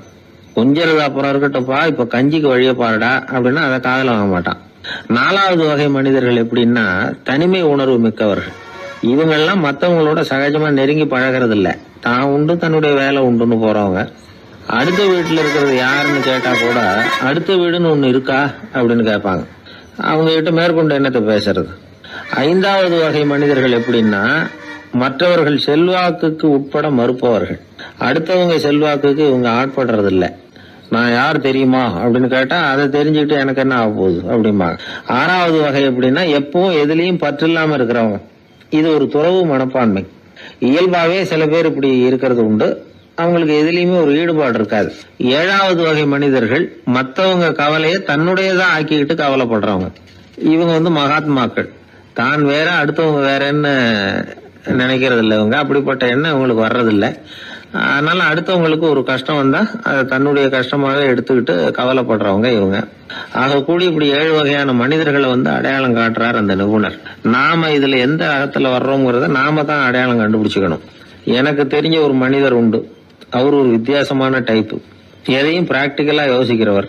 எப்பவும் அடுத்தவங்களுக்கு ஒன்றும் பண்ண மாட்டாரு. ஆனா நினைக்கிறது என்னன்னா அடுத்தவங்களும் நல்லா இருக்கணும், நாமளும் சந்தோஷமா இருக்கணும் அப்படின்னு ஆசைப்படுறவர். அவருக்கு ஒரு சமயம் திடீர்னு உடம்பு சுகம் இல்லாம போட்டுது. டாக்டர் கிட்டத்துல போனார், பணம் கொடுத்தார், வைத்தியம் பார்த்தார். அவரு எழுதி கொடுத்த மருந்து சீட்டம் வாங்கிட்டார். மருந்து கடைக்கு போனாரு, பணம் கொடுத்தாரு, மருந்து வாங்கினார். அதை எடுத்துட்டு வீட்டுக்கு வந்தார். அதுக்கப்புறம் அந்த மருந்தை சாப்பிடணும்ல, சாப்பிடல, அப்படியே சும்மா வச்சுட்டார். அவரை பார்த்து கேட்டோம், ஏன் சார் இப்படி பண்றீங்க, வீண் செலவு தானே இது, நீங்க எதுக்காக டாக்டர் கிட்ட போய் பணம் செலவு பண்ணீங்க அப்படின்னு கேட்டாங்க. அது சொல்றாரு, டாக்டர் வாழணும் இல்லையா அதுக்காக. சரி, அதுக்கப்புறம் என்னத்துக்கு மருந்து வாங்கினீங்க அப்படின்னு கேட்டா, மருந்து கடைக்காரர் வாழணும் இல்லையா அதுக்காக அப்படின்னாரு. சரி, அப்புறம் ஏன் வாங்கின மருந்து சாப்பிடாம வச்சிருக்கிறீங்க அப்படின்னா, நான் வாழணும் இல்லையா அதுக்காக அப்படின்னாராம் அந்த ஆள். ஒரு பூங்கா, அங்க ஒருத்தர் நின்றுட்டு இருக்கிறார், ஏதோ ஆழ்ந்த யோசனையில இருக்கிறார். அந்த பக்கமா இன்னொருத்தர் வந்தார், இவரை கவனிச்சார். என்ன யோசனைன்னு கேட்டார். எப்படி எழுந்திருக்கிறதுன்னு யோசனை பண்ணிட்டு இருக்கிறேன்னாரு. அவர் கேட்டவருக்கு ஒரு மாதிரி ஆயிட்டது. ஏற்கனவே நின்றுகிட்டு இருக்கிற ஒருத்தர் எப்படி எழுந்திருச்சு நிக்கிறதுன்னு யோசிக்கிறாருன்னா அது ஆச்சரியம் தானே. அதுக்கப்புறம் இவர் யோசிக்க ஆரம்பிச்சார், என்ன இவர் இப்படி பேசுறாரு அப்படின்னு. கீழே விழுந்தாதானே எழுந்திருச்சு நிக்க முடியும். எழுந்திருக்கணும்னு நினைக்கிறவங்க முதல்ல கீழே விழணும். இவர் முதல்ல கீழே விழணும், அதுக்கப்புறம் தான் எழுந்திருக்கிறது எப்படின்னு சிந்திக்க முடியும். இந்த உலகத்துல எல்லாருமே கீழே விழுந்து எழுந்தவர்கள் தான். இப்ப இந்த குழந்தை பருவத்துல கீழே விழாம நடைபயில கற்றுக்கிட்டவங்க யாராவது உண்டா? சின்ன வயசுல ஒரு தடவை கூட கீழே விழல சார், அப்படியே பிறந்தாரு, வளர்ந்தாரு, பெரியவர் ஆயிட்டார் அப்படின்னு யாரையும் சொல்ல முடியாது. மனுஷங்கிறவன் விழுந்து புரண்டு எழுந்துதான் நடக்க கத்துக்கிறான். ஒரு உண்மையை நாம எல்லாரும் புரிஞ்சுக்கணும். இந்த உலகத்துல தவறு செய்யாத மனிதர்களே யாரும் கிடையாது. அப்படி இருக்கிறப்போ எப்போதாவது நாம தவறு பண்ணிவிட்டோம்னா அதுக்காக மனசு உடைஞ்சு போயிடக்கூடாது, வாழ்க்கையில வெறுப்பு வந்துடக்கூடாது. தவறு நடந்துட்டுதா அதுக்காக மனசு உடைஞ்சு போடாதீங்க, அதை ஒரு பாடமா எடுத்துக்கங்க. அதே தவறு மறுபடியும் நடக்காம வேணும்னா பாத்துக்கலாம், அது போதும். தடைக்கல்ல படிக்கெல்லாம் மாத்திக்கணும், இதுதான் இதுல முக்கியம். ஒரு அலுவலகம், அங்க ஒரு அதிகாரி, அவர் உயர்ந்த பதவியில இருந்தார், சிறந்த நிர்வாகின்னு பேர் வாங்கினவர். அவர் தனக்கு கீழே வேலை செய்யறவங்க கிட்ட எல்லாம் சொல்லுவாராம், இந்த நிறுவனத்துல நீங்க எத்தனை தடவை வேணும்னாலும் தவறுகள் செய்யலாம், ஒரே விஷயம் என்னன்னா ஒரே தவறை மறுபடியும் செய்யக்கூடாது, அது முக்கியம் அப்படின்பாராம். இத மேம்போக்கா பார்த்தா அவர் ஏதோ தன்னுடைய ஊழியர்களை தவறு செய்ய தூண்டுறது மாதிரி தெரியும். ஆனா உண்மை அப்படி இல்ல. இன்னைக்கு என்ன நடக்குது தெரியுமா? அநேகமா எல்லா மனிதர்களுமே ஒரே தவறை தான் மறுபடியும் செய்யறாங்க. விளையாட்டு வீரர்கள் ஒரே மாதிரியான தவறுகளை திரும்ப திரும்ப செய்யறது உண்டு. கணக்கு எழுதுறவங்களை பாருங்க, ஒரே தப்ப மறுபடியும் செய்வாங்க. அலுவலகம் வருகிறவர்களை கவனிங்க, ஒரு நாள் தாமதமா வந்தா பரவாயில்ல, தினமும் தாமதமா வருவாங்க. இது மாதிரி செய்த தவறையே திரும்ப திரும்ப செய்யறதுக்கு என்ன காரணம்? ஞாபக மறதி, கவனக்குறைவு, தன்னுடைய திறமை பேர்ல அளவுக்கு மீறிய நம்பிக்கை, இப்படி இதுல ஏதாவது ஒரு காரணமா இருக்கலாம் அப்படிங்கிறாங்க இது பற்றி ஆய்வு செய்கிற வல்லுநர்கள். ஒரு தடவை செஞ்ச தவிர மறுபடியும் செய்யறது இல்லைன்னு முடிவு செஞ்சுக்கிட்டு அதை செயல்படுத்த கத்துக்கணும், அது போதும், வாழ்க்கை வெற்றிகரமா அமையும் அப்படிங்கிறாங்க அந்த அனுபவசாலிகள். அதனால வெற்றிகரமா வாழ்க்கையில நடைபோட விரும்பும் இளைஞர்கள் தவிர்க்க வேண்டியது என்னன்னா, முதல்ல சோம்பலை தவிருங்கள், சுறுசுறுப்பாக இயங்குங்கள் அப்படிங்கறது அவங்க அறிவுரை. 2வது ஞாபக மறதி, எந்த செயல்லையும் ஈடுபாடு வேணும், அக்கறை வேணும். 3வது கவனக்குறைவு, எதையும் அலட்சியப்படுத்தக்கூடாது. 4வது என்னால முடியாதது எதுவுமே கிடையாது அப்படிங்கிற அளவுக்கு மீறிய நம்பிக்கை, அது ஆபத்துல கொண்டு போய் விட்டுரும். முதல் தவறு உங்களுக்கு ஒரு பாடமா அமையணும். ஒரு மனிதர் அவர் தன்னுடைய 2 காதுலயும் கட்டு போட்டுக்கிட்டு வந்தார். அவருடைய நண்பர் அதை கவனிச்சுட்டாரு. என்ன சார் ஆச்சு, 2 காதுலயும் கட்டு போட்டுருக்கீங்களே அப்படின்னு விசாரிச்சார். ஒண்ணுமில்ல சார், வீட்டுல ரொம்ப ஆர்வமா டிவியில கிரிக்கெட் மேட்ச் பாத்துக்கிட்டு இருந்தேன். இப்போ என்னுடைய மனைவி துணிகளுக்கு அயன் பண்ணிட்டு இருந்தாங்க. அயன் பாக்ஸ் அப்படியே வச்சுட்டு அடுப்பங்கரைக்கு போயிட்டாங்க. அந்த சமயம் பார்த்து டெலிபோன் பண்ணி அடிச்சது. அவசரமா ஓடி போய் அதை எடுத்து காதுல வச்சேன். அப்பதான் தெரியும் அது அயன் பாக்ஸ்ங்கிற விஷயம். சூடா இருந்ததா, சுட்டு விட்டது அப்படின்னாரு. ஒரு காது சரி சார், 2 காது ஏன் அப்படி ஆச்சு அப்படின்னு கேட்டார். அதே ஆளு மறுபடியும் போன் பண்ணா சார் அப்படின்னாரு. இவர் எவ்வளவு தூரம் யோசிச்சிருப்பாரு பாருங்க. தவறு மறுபடியும் நடக்கக்கூடாது. முதல் தவறு உங்களுக்கு ஒரு பாடமாக அமையட்டும் அப்படிங்கறது தான் இதுல இருந்து நாம தெரிந்து கொள்ள வேண்டிய கருத்து. அதனால தவறுகள் அதெல்லாம் தடைக்கெல்லாம் நினைக்க வேண்டாம், படிக்கெல்லாம் நினைப்போம். அப்படி நினைச்சோம்னா வாழ்க்கையில வெற்றி நிச்சயம். காசி தேசத்துல ஒரு வேடன் இருந்தானா. அவன் வழக்கம் போல காட்டுக்கு வேட்டையாட போயிருக்கிறான். ஒரு மானுக்கு நேரா குறி பார்த்து அம்ப விட்டுருக்கான். குறி தவறி போய் அந்த அம்பு ஒரு பெரிய மரத்து மேல போய் குத்திக்கிட்டுது. விஷம் தடவுன அம்பு, அதனால மரம் வீணா போயிட்டுது. அதுல இருந்த இலை காய் எல்லாம் உதிர ஆரம்பிச்சுட்டுது. கொஞ்ச நாள்ல அந்த மரம் பூரா காஞ்சி அப்படியே பட்டு போச்சு. அந்த மரத்துல ஒரு பொந்து, அதுல ஒரு கிளி ரொம்ப காலமா இருந்துகிட்டு இருக்குது. அந்த மரம் நல்லபடியா வளமா இருந்த காலத்துல நிறைய பறவைகள் அதுல தங்கி இருந்தது. மரம் காய ஆரம்பிச்சதும் அந்த பறவை எல்லாம் யோசிக்க ஆரம்பிச்சது. சரி, இனிமே இந்த மரம் நமக்கு சரிப்பட்டு வராது, வேற இடம் பார்க்க வேண்டியதுதான் அப்படின்னு நினைச்சு ஒவ்வொன்னா பறந்து போக ஆரம்பிச்சுட்டுது. கடைசியில தங்கி இருந்தது அந்த ஒரு கிளி மட்டும்தான். அது அந்த மரத்தை விட்டுட்டு எங்கேயும் போறதுக்கு பிரியப்படல. ஏன்னா அதுக்கு அந்த மரத்து மேல அவ்வளவு அன்பு. இறை தேடுறதுக்கு கூட அந்த கிளி வெளியே போறதில்ல. சாப்பிடாம இருந்தா உடம்பு என்னத்துக்கு ஆகும்? கிளி ரொம்ப வாடி போயிட்டுது. சத்தம் போட்டு கத்த கூட அதால முடியல. அந்த கிளி இப்படி நடந்துக்கிறது தேவலோகத்துல இருந்த இந்திரனுக்கே ரொம்ப ஆச்சரியமா இருந்துதான். நேர்ல போய் அந்த கிளிய பார்த்துட்டு வந்தா தேவையில்லைன்னு தோணுச்சு அவனுக்கு. உடனே தேவலோகத்தில இருந்து புறப்பட்டு பூலோகத்துக்கு வந்து சேர்ந்தான். இந்திரன் ஒரு சாதாரண மனுஷன் மாதிரி அந்த கிளிக்கு முன்னாடி போய் நின்னான். கிளியே, உனக்கு என்ன பைத்தியமா? இந்த மரத்துல இலையும் இல்ல காயும் இல்ல, கிளையெல்லாம் காஞ்சி போய் எப்போ ஒடிஞ்சு விழலாம்னு நேரம் பார்த்துக்கிட்டு இருக்குது. நீ இன்னமும் இதையே கட்டிக்கிட்டு அழுதுகிட்டு இருக்கிறிய. உன் கூட இருந்த மற்ற பறவைகள்லாம் பாத்தியா? இதே காட்டுல உள்ள செழிப்பான மரங்கள்ல போய் கூடு கட்டிக்கிட்டு சுகமா இருந்துகிட்டு இருக்கு. நீ மட்டும் ஏன் இப்படி கஷ்டப்படணும் அப்படின்னு கேட்டான் இந்திரன். கிளியை சும்மா சோதிக்கிறதுக்காக தான் அப்படி கேட்டிருக்கான். அந்த கிளிக்கு தவ வலிமை அதிகம், அதனால வந்திருக்கிறது இந்திரன் தாங்கிறது அதுக்கு புரிஞ்சு போச்சு. தேவேந்திரா, நான் இந்த மரத்துல தான் பிறந்தேன் வளர்ந்தேன். சின்ன வயசுல இருந்து என்னை வளர்த்து காப்பாத்தி ஆளாக்குனது இந்த மரம் தான். எனக்கு பசி எடுத்தப்போ பழம் கொடுத்தது இந்த மரம் தான். எனக்கு ஆபத்து வந்தப்போ அடைக்கலம் கொடுத்தது இந்த மரம் தான். இப்போ இந்த மரம் கஷ்ட திசையில இருக்குது. இந்த நேரத்துல நான் மட்டும் நல்லா இருந்தா போதும்னு நினைக்கலாமா? அது சுயநலம் இல்லையா? இப்படி இது துன்பப்படுற காலத்துல நானும் இது கூட இருந்து துன்பத்தை சகிச்சுக்கிறது தான் நியாயம். உதவி செஞ்சவங்களை உதறி தள்ளுறது நல்லது இல்லைங்கிறது உங்களுக்கே தெரியும். என்னோட நல்ல விரதத்தை குலைக்கிறது மாதிரி அல்லவா இருக்குது நீங்க சொல்றது. தேவர்களுக்கு ஏற்படுற சந்தேகங்களையே தீர்த்து வைக்கக்கூடிய நிலைமையில இருக்கிற நீங்க எனக்கு இப்படி உபதேசம் பண்ணலாமா அப்படின்னு கேட்டுதான் கிளி. இந்திரனுக்கு ரொம்ப மகிழ்ச்சி. இத கேட்டதும் கிளியே, நண்பர்கள்னா உன்ன மாதிரி இருக்கணும். பொதுவா ஒருத்தர் நல்லா இருக்கிறப்போ அவரை சுத்தி நிறைய பேர் இருப்பாங்க. அவர் கொஞ்சம் வீணா போயிட்டா அத்தனை பேரும் ஓடி போடுவாங்க. நீ அது மாதிரி இல்ல. சுகத்தையும் துக்கத்தையும் சமமா எடுத்துக்கிட்ட. உன்னை பாராட்டுறேன். உனக்கு விருப்பமான வரம் ஏதாவது கேளு தரேன் அப்படின்னாராம் இந்திரன். கிளி என்ன வரம் கேட்டது தெரியுமா? இந்த மரம் மறுபடியும் முன்னாடி இருந்தது மாதிரியே இலை பூ கனிகளோட செழிப்பா இருக்கணும் அப்படின்னு கேட்டுக்கிட்டுதான். அப்படியே தந்தேன்னாரு இந்திரன். அடுத்த வினாடியே மரம் முன்னாடி இருந்ததை விட செழிப்பா பூத்து குலுங்க ஆரம்பிச்சுட்டுது. அந்த கிளியும் ரொம்ப நாள் சந்தோஷமா வாழ்ந்துட்டு அதுக்கப்புறம் இந்திரலோகம் போய் சேர்ந்துதான். மகாபாரதத்துல பீஷ்மர் தர்மருக்கு இந்த கதையை சொல்றார். மற்றவர்கள் துன்பப்படுறப்போ இந்த கிளி மாதிரி எவன் பரிவு கொள்றானோ அவன் மேன்மை அடையறது நிச்சயம் அப்படின்னு அவர் சொல்றார்.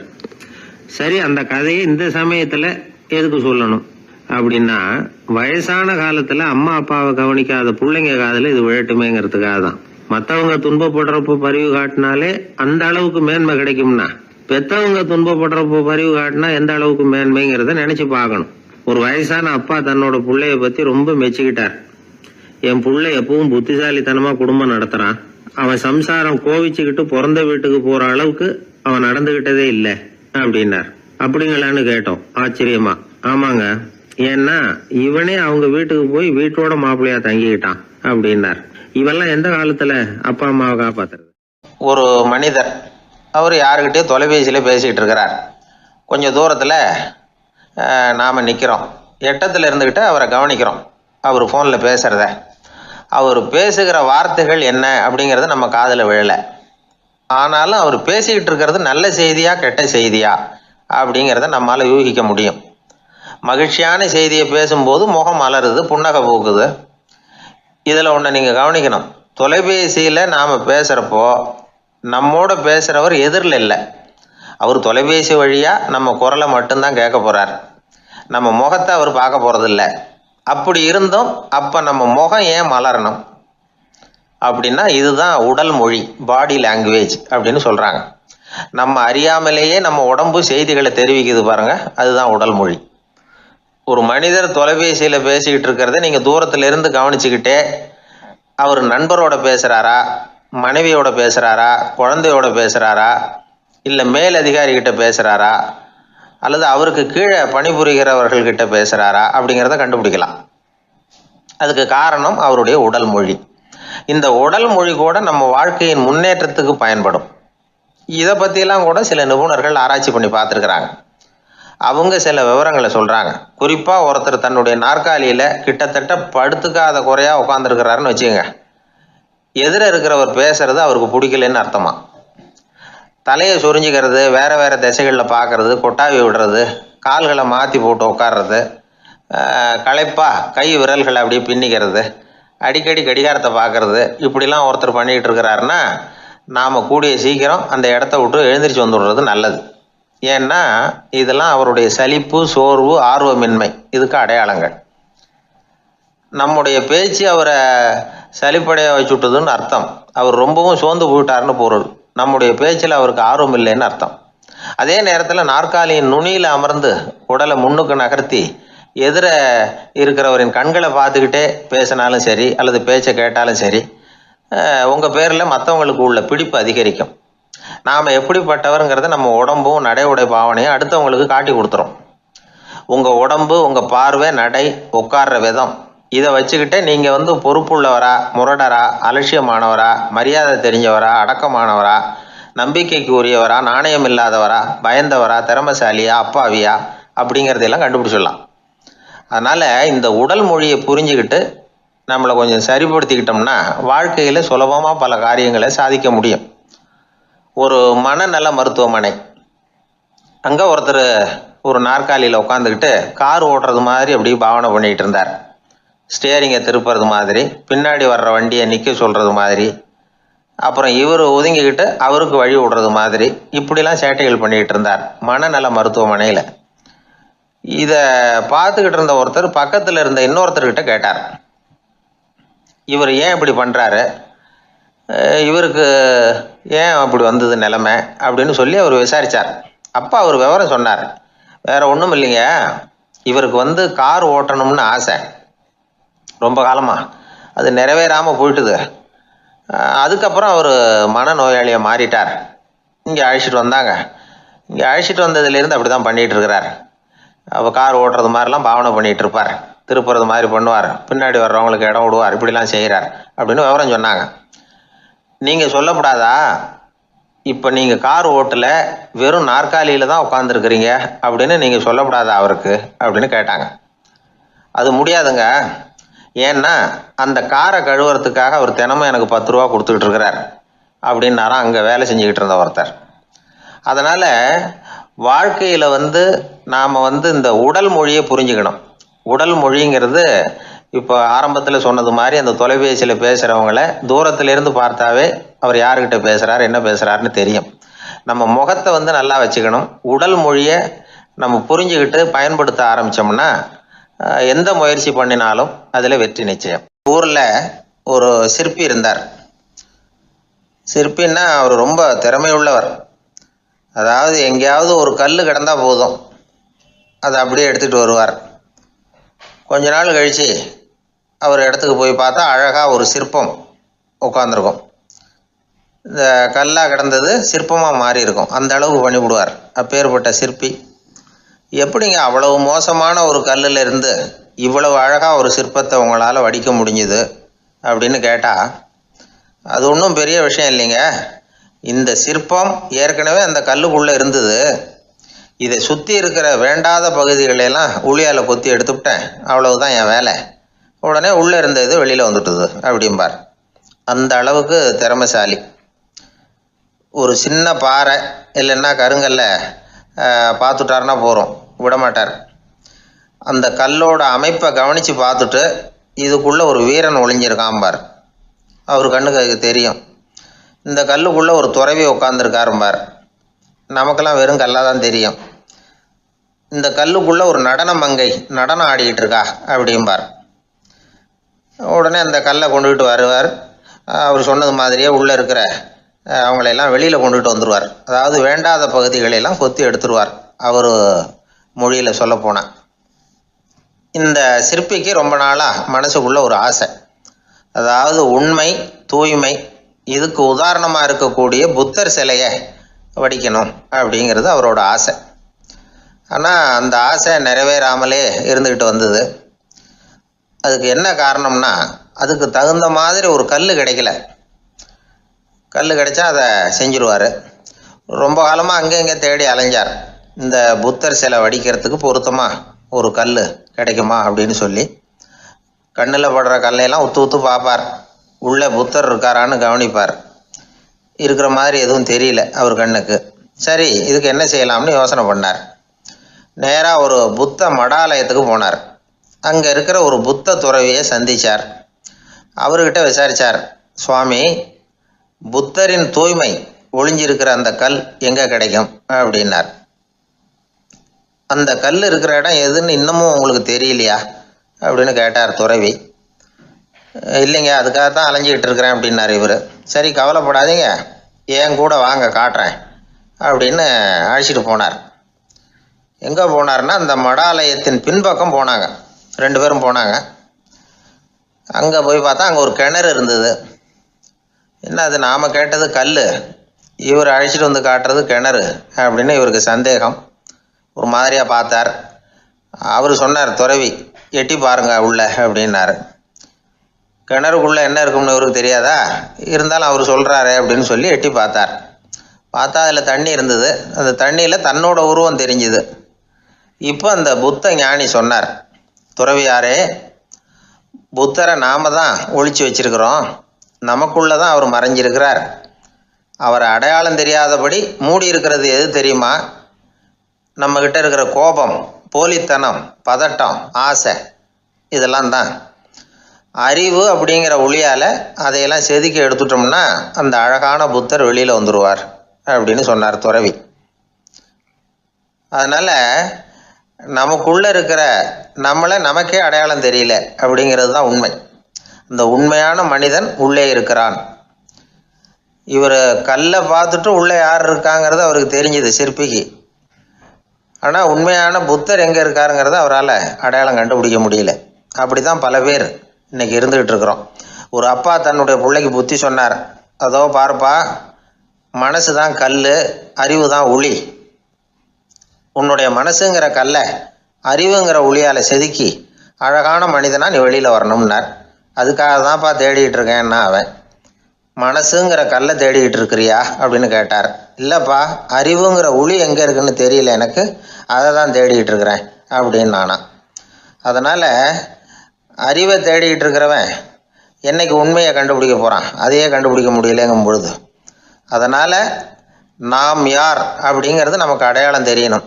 அந்த அடையாளம் தெரிஞ்சுட்டா வாழ்க்கையில் வெற்றி நிச்சயம். ஒரு ஊரில் ஒரு ஆள் இருந்தான். அவனுக்கும் அவன் மனைவிக்கும் சண்டை. இவன் கோவிச்சுக்கிட்டு வீட்டை விட்டு வெளியில் வந்துட்டான். நேராக தன்னுடைய நண்பன் ஒருத்தனை தேடிட்டு போனான். அந்த நண்பன் எப்படின்னா, எதுக்கும் அசரமாட்டான், எப்பவும் மகிழ்ச்சியாக இருப்பான். அவங்ககிட்ட போய் இவன் யோசனை கேட்டான். அது சரி, நீ எப்படி எப்பவும் மகிழ்ச்சியாக இருக்கிற, என்னால் அப்படி இருக்க முடியலையே அப்படின்னு கேட்டான். என்ன நடந்தது சொல்லுன்னா அவன். வீட்டில் எனக்கும் என் மனைவிக்கும் தகராறு, நிம்மதி இல்லை. அதுதான் இங்கே வந்தேன், உங்ககிட்ட யோசனை கேட்கலாமேன்னு அப்படின்னு விவரத்தை சொன்னான். அதை கேட்டுட்டு அதுக்கப்புறமா இவன் சொன்னான், இந்த பாருப்பா, இது ஒன்றும் பெரிய விஷயம் இல்லை. எனக்கு 2 மனைவிகள், 2 வீடு. ஒரு வீட்டில் சண்டை வந்துட்டுதுன்னா நேராக இன்னொரு வீட்டுக்கு வந்துடுவேன். இங்கே சண்டை வந்துட்டுதுன்னா நேராக அங்கே போயிடுவேன். 2 குடும்பம் இருக்கிறதுனால இப்படி ஒரு வசதி. இதுதான் என்னுடைய மகிழ்ச்சியின் ரகசியம் அப்படின்னு நானா. ஓ அப்படியா விஷயம், இப்போ புரிஞ்சுக்கிட்டேன், உன்னுடைய யோசனைக்கு ரொம்ப நன்றி அப்படின்னு சொல்லிவிட்டு இவன் திரும்பி வந்துட்டான். அங்கே இங்கே தேடினான். ஒரு வாரத்துக்குள்ளே இன்னொரு பொண்ணை தேடி கண்டுபிடிச்சி கல்யாணம் பண்ணிட்டான்.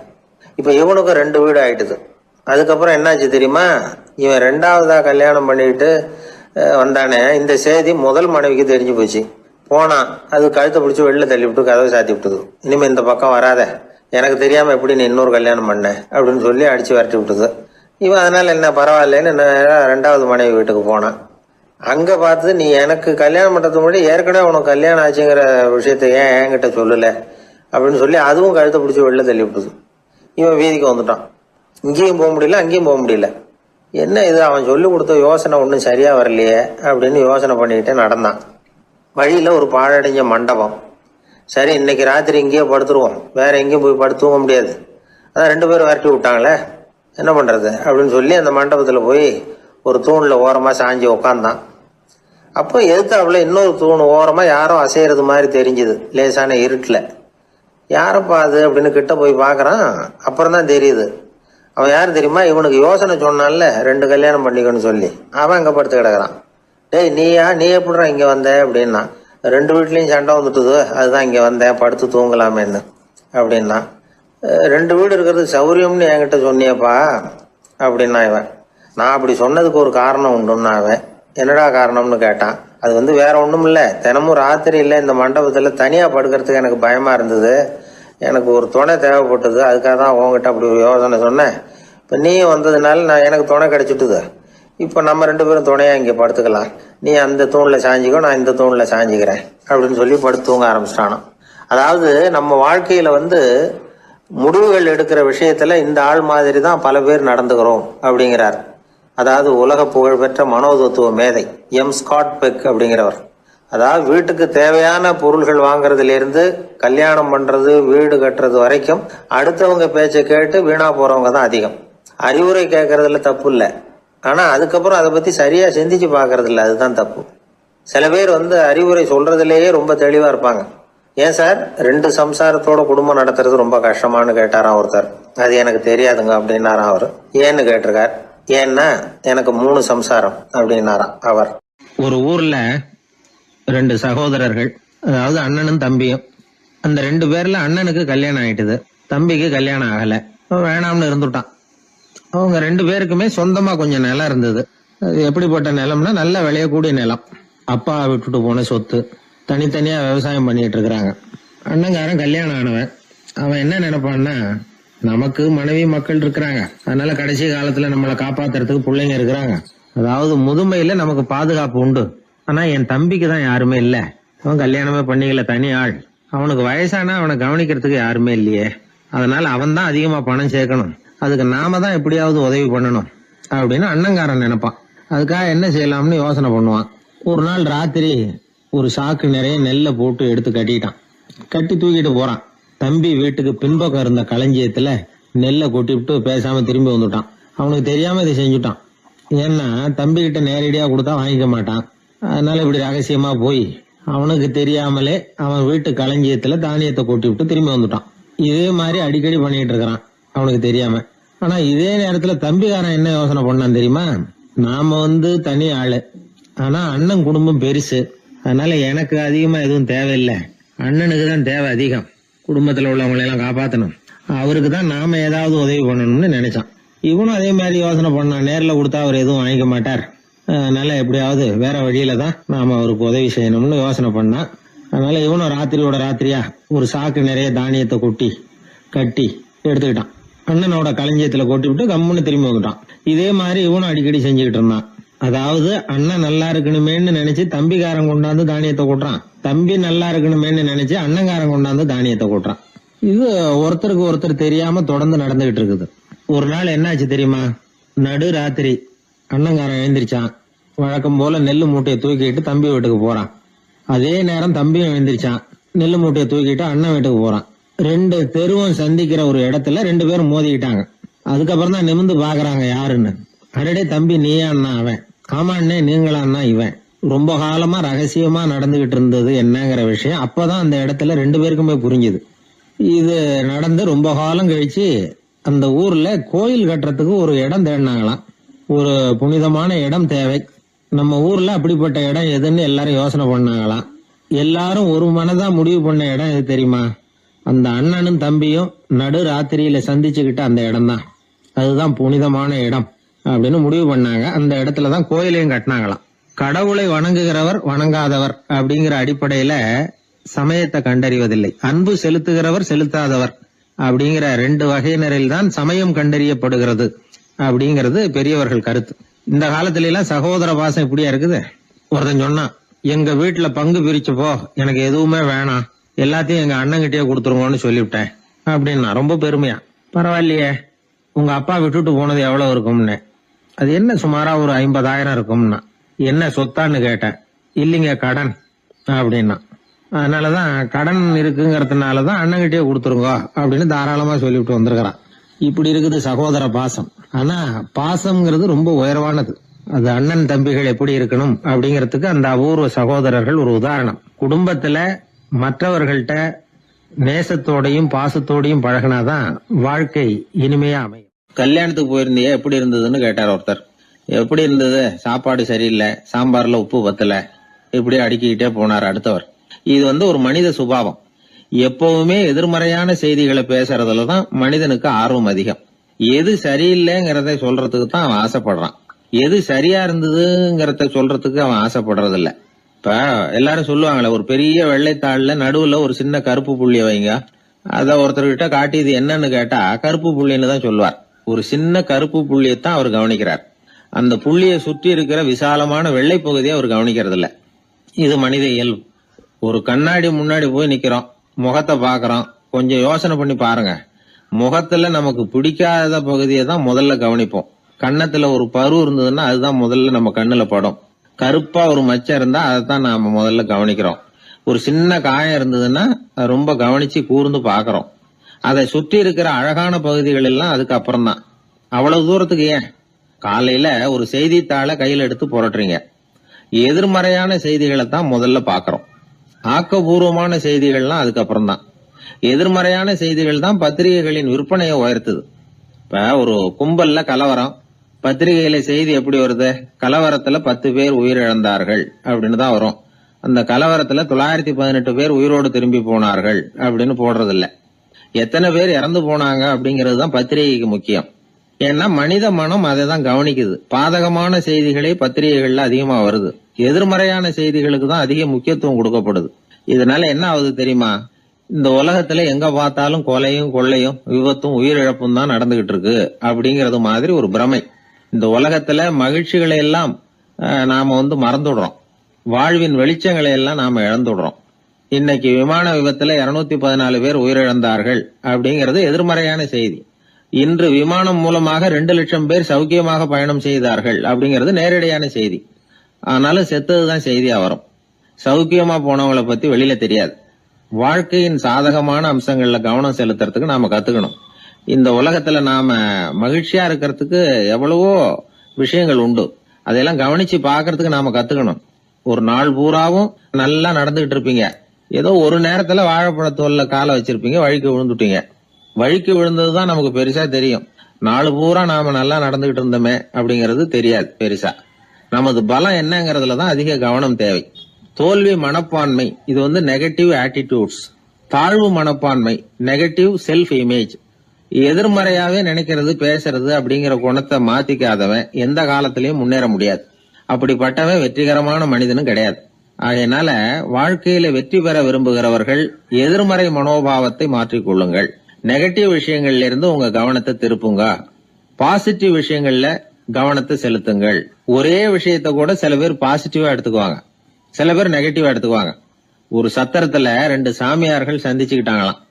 தங்களுடைய சொந்த கதைகளை அவங்க பேசிக்கிட்டாங்க. ஒரு சாமியார் சொன்னார், எனக்கு சம்சாரம் இல்ல, அதனாலதான் நான் சாமியார் ஆயிட்டேன் அப்படின்னாரு.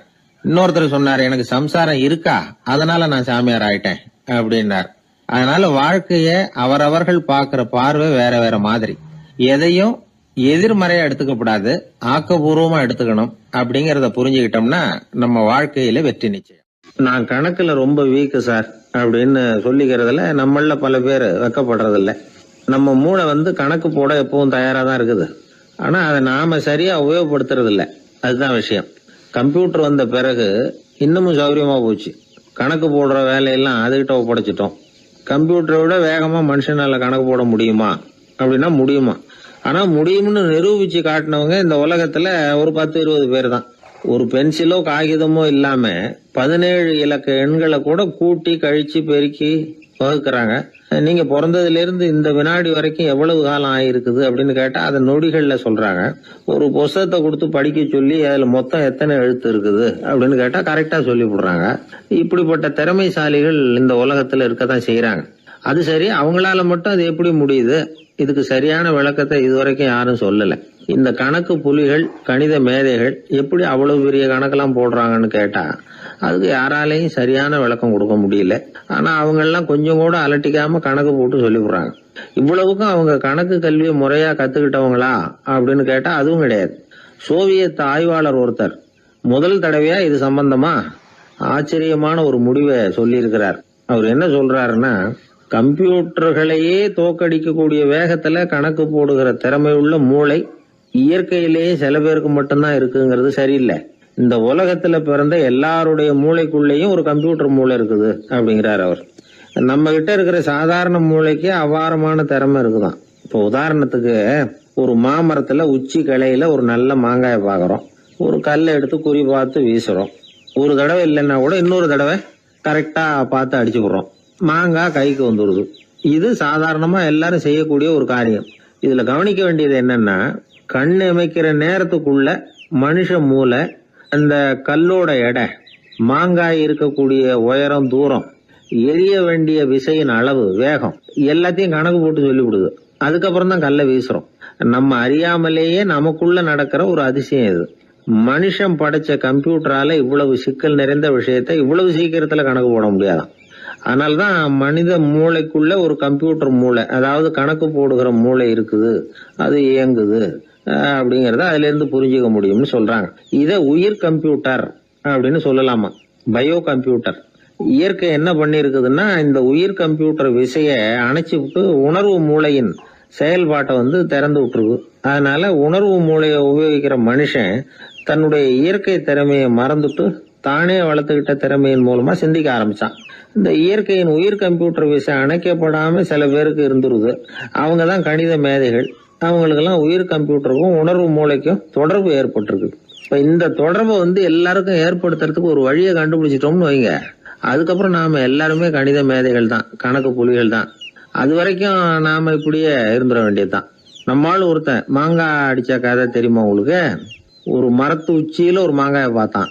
உடனே அவனுடைய மூளை கல்லோட எடை, மாங்காய் இருக்கிற உயரம், எரிய வேண்டிய வேகம் எல்லாத்தையும் ஒரு நொடியில கணக்கு போட்டு சொல்லிவிட்டுது. அடிச்சான், மாங்காய் விழுந்துட்டுது. இருந்தாலும் அவன் தன்னுடைய மூளையை நொந்துக்கிட்டான். மோசமான மூளைன்னா ஏண்டான்னு கேட்டோம். என்னுடைய மூளை எல்லாத்தையும் சரியா கணக்கு போட்டு சொல்லிவிட்டுது, இருந்தாலும் ஒரு விஷயத்த என்கிட்ட சொல்லாம விட்டுட்டுது அப்படின்னா. என்னத்தேன்னு கேட்டோம். அந்த தோட்டத்துக்கு சொந்தக்காரன் என் பின்னாடி 10 அடி தூரத்துலதான் நின்றுட்டு இருக்கிறாங்கிறத எனக்கு கணக்கு போட்டு அது சொல்லாம விட்டுட்டுது அப்படின்னா. முதுவை தடவிக்கிட்டேன். ஒருத்தர் முகத்தை உம்முன்னு வச்சுக்கிட்டு வந்துகிட்டு இருந்தார். ஏன்னு கேட்டாங்க. யாரு என்ன பார்த்தாலும் உடனே முகத்தை திருப்பிக்கிட்டு போடுறாங்க சார் அப்படின்னார். உங்ககிட்ட பிரியமா பேசுற நண்பர்களே கிடையாதா அப்படின்னு கேட்டாங்க. அப்படி யாரும் இல்லையே அப்படின்னாராம். அதிகமா நமக்கு நண்பர்கள் கிடைக்கணும்னா அதுக்குன்னு சில உத்திகள் இருக்கு, அமெரிக்க எழுத்தாளர் ஒருத்தர் சொல்லியிருக்கிறார் அப்படின்னு சொன்னாங்களாம், விவரம் தெரிஞ்சவங்க. அப்படின்னு அதை எனக்கும் கொஞ்சம் சொல்லி கொடுங்களேன் அப்படின்னு கேட்டிருக்காரு இவர். உடனே அதை பத்தி அவர்கிட்ட சொல்ல ஆரம்பிச்சாங்களாம். அது என்னன்னா, முதல் குறிப்பு என்னன்னா, எதிரில் உள்ளவங்க நிறைய பேசுறதுக்கு வாய்ப்பு கொடுக்கணுமா. நம்ம பத்தியே பேசிட்டு இருக்க கூடாதான். அவர் பேசுற விஷயம் எதுவா இருந்தாலும் ஆமா நல்லது அப்படின்னு சொல்லி ஏத்துக்கணுமா. இது ஒரு குறிப்பு. 2வது குறிப்பு என்னன்னா, கூடுமான வரைக்கும் யாருகிட்டயும் அனாவசியமா வாதம் பண்ணிட்டு இருக்க கூடாது. 3வது குறிப்பு என்னன்னா, எந்த பிரச்சனையையும் அடுத்தவங்க கண்ணோட்டத்திலேயே பார்க்கணும், நம்ம கண்ணோட்டத்திலேயே பார்த்துட்டு இருக்க கூடாது. எப்பவுமே அடுத்தவங்க மனோபாவத்தை நாம புரிஞ்சு வச்சிருந்தோம்னா நம்மளை யாராலையும் ஜெயிக்க முடியாது. 4வது குறிப்பு என்னன்னா, ஒருத்தர்கிட்ட பேச ஆரம்பிக்கிறப்பவே இயல்பா அன்பா ஆரம்பிக்கணும். உதாரணத்துக்கு, இந்த சட்டை உங்களுக்கு ரொம்ப பொருத்தமா இருக்குதே அப்படின்னு சொல்லி ஆரம்பிக்கலாம். அதை விட்டுட்டு, அன்னைக்கு என்ன சார் என்ன அம்போன்னு விட்டுட்டு அப்படி ஆயிட்டீங்க அப்படின்னு ஆரம்பிக்க கூடாதான். இதெல்லாம் விவரம் தெரிஞ்சவங்க சொல்லி கொடுத்திருக்கிற குறிப்புகள். 5வது விஷயம் என்னன்னா, நம்ம தவறுகளை தயக்கம் இல்லாம ஒத்துக்கணும். அதுக்காக கூச்சப்படக்கூடாது. 6வது குறிப்பு, அடுத்தவங்க கருத்துக்கு மதிப்பு கொடுக்கணும். நீங்க சொல்றது தப்பு சார் அப்படின்னு முகத்துல அடிச்சா அப்படி பேசக்கூடாது. 7வது விஷயம் என்னன்னா, சில பேர் எப்ப பார்த்தாலும் சவால் விட்டுக்கிட்டே இருப்பாங்க. அனாவசியமான சவால் சில பேரால தவிர்க்க முடியாது, அப்படி விடக்கூடாதான். 8வது கருத்து, நம்ம கருத்து என்னவோ அதை எதிராளியின் வாயிலிருந்து வரவழைக்கணும். அப்படி வரவழைக்கிறதுக்கு முயற்சி பண்ணணும். இது ஒரு முக்கியமான கருத்து. அப்புறம் 9வது குறிப்பு என்னன்னா, நம்ம யோசனைய புதிய முறையில சொல்லி பார்க்கலாம். அடுத்தவங்க சொல்ற யோசனையை ஏத்துக்கணும். அந்த யோசனை மகா மோசமா இருந்தா கூட அதை ஏத்துக்கிற மாதிரி நடிக்கலாமா, அது கூட தப்பு இல்லைங்கிறாங்க. 10வது குறிப்பு ரொம்ப முக்கியமானது. அதாவது அனாவசியமா பொய் சொல்லக்கூடாது.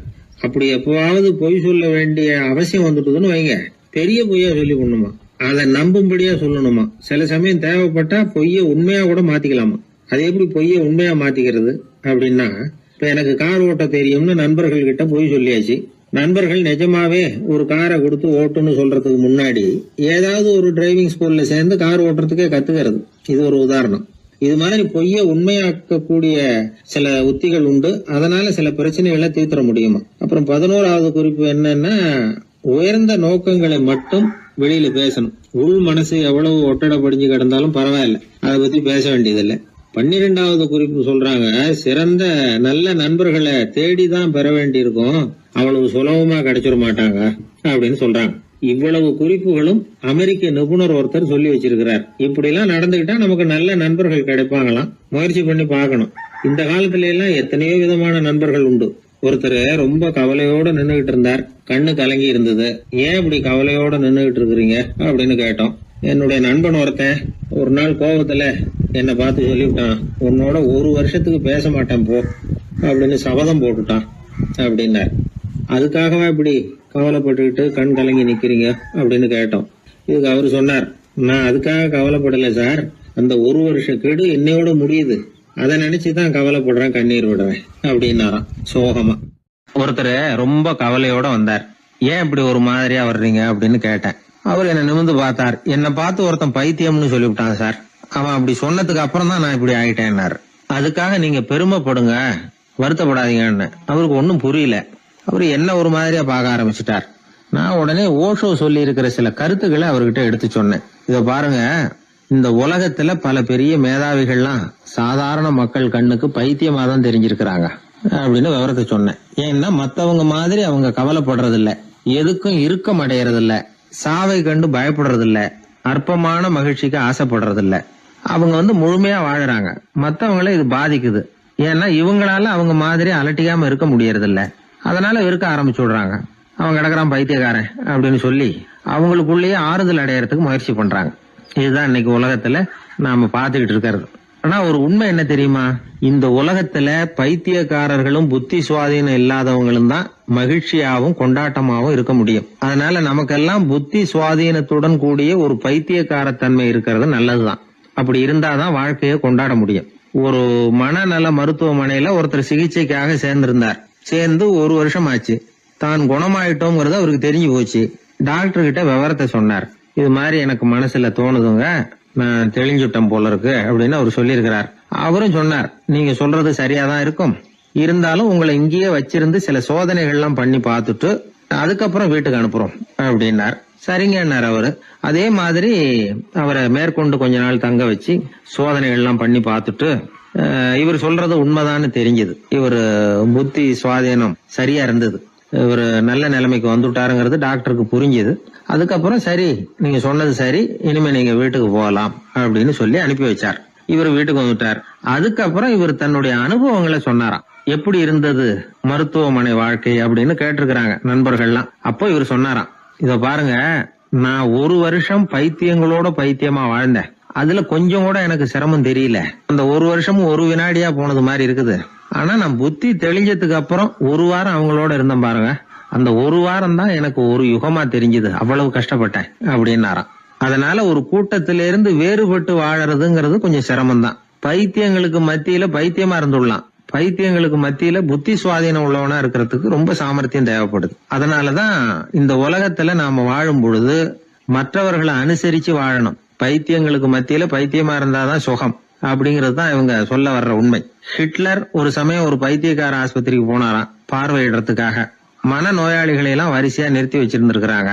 அவர் வந்த உடனே எல்லாரும் ஹிட்லர் வாழ்கன்னு கத்தணும் அப்படின்னு அங்க உள்ள டாக்டர் சொல்லி வச்சிருக்கிறார். ஏற்கனவே சொல்லி வச்சிருக்காரு, ஹிட்லர் வரப்போறார், வந்தது எல்லாரும் ஹிட்லர் வாழ்கன்னு நீங்க சொல்லணும், கத்தணும்னு சொல்லி வச்சிருக்காரு.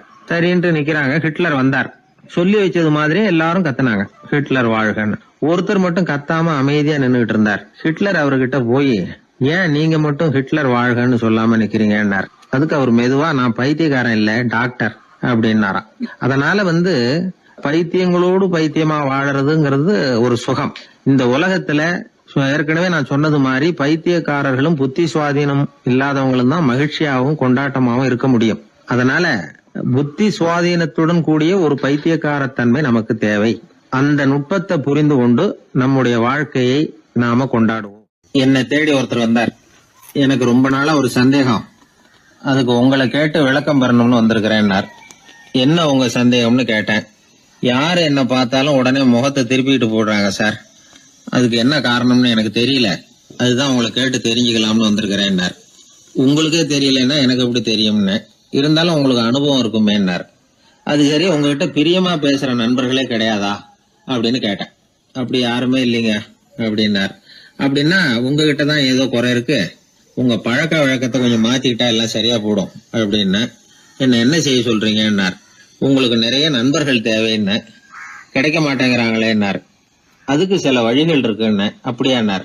அதிகமா நமக்கு நண்பர்கள் கிடைக்கணும்னா அதுக்குன்னு சில உத்திகள் இருக்கிறதாக அமெரிக்க எழுத்தாளர் ஒருத்தர் சொல்லியிருக்கிறார்.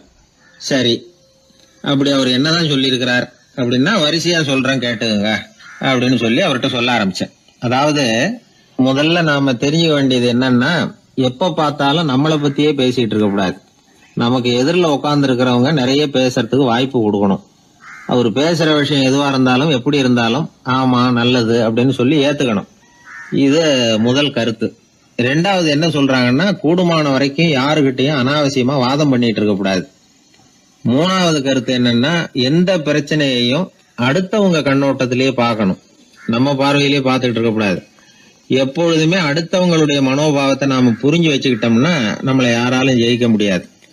நாலாவது கருத்து என்ன சொல்றாங்கன்னா, ஒருத்தர்கிட்ட பேச ஆரம்பிக்கும் பொழுது இயல்பா அன்பா ஆரம்பிக்கணும். இப்போ உதாரணத்துக்கு ஒண்ணு சொல்லணும்னா, உங்களுக்கு இந்த சட்டை ரொம்ப பொருத்தமா இருக்குதே அப்படின்னு ஆரம்பிக்கலாம்.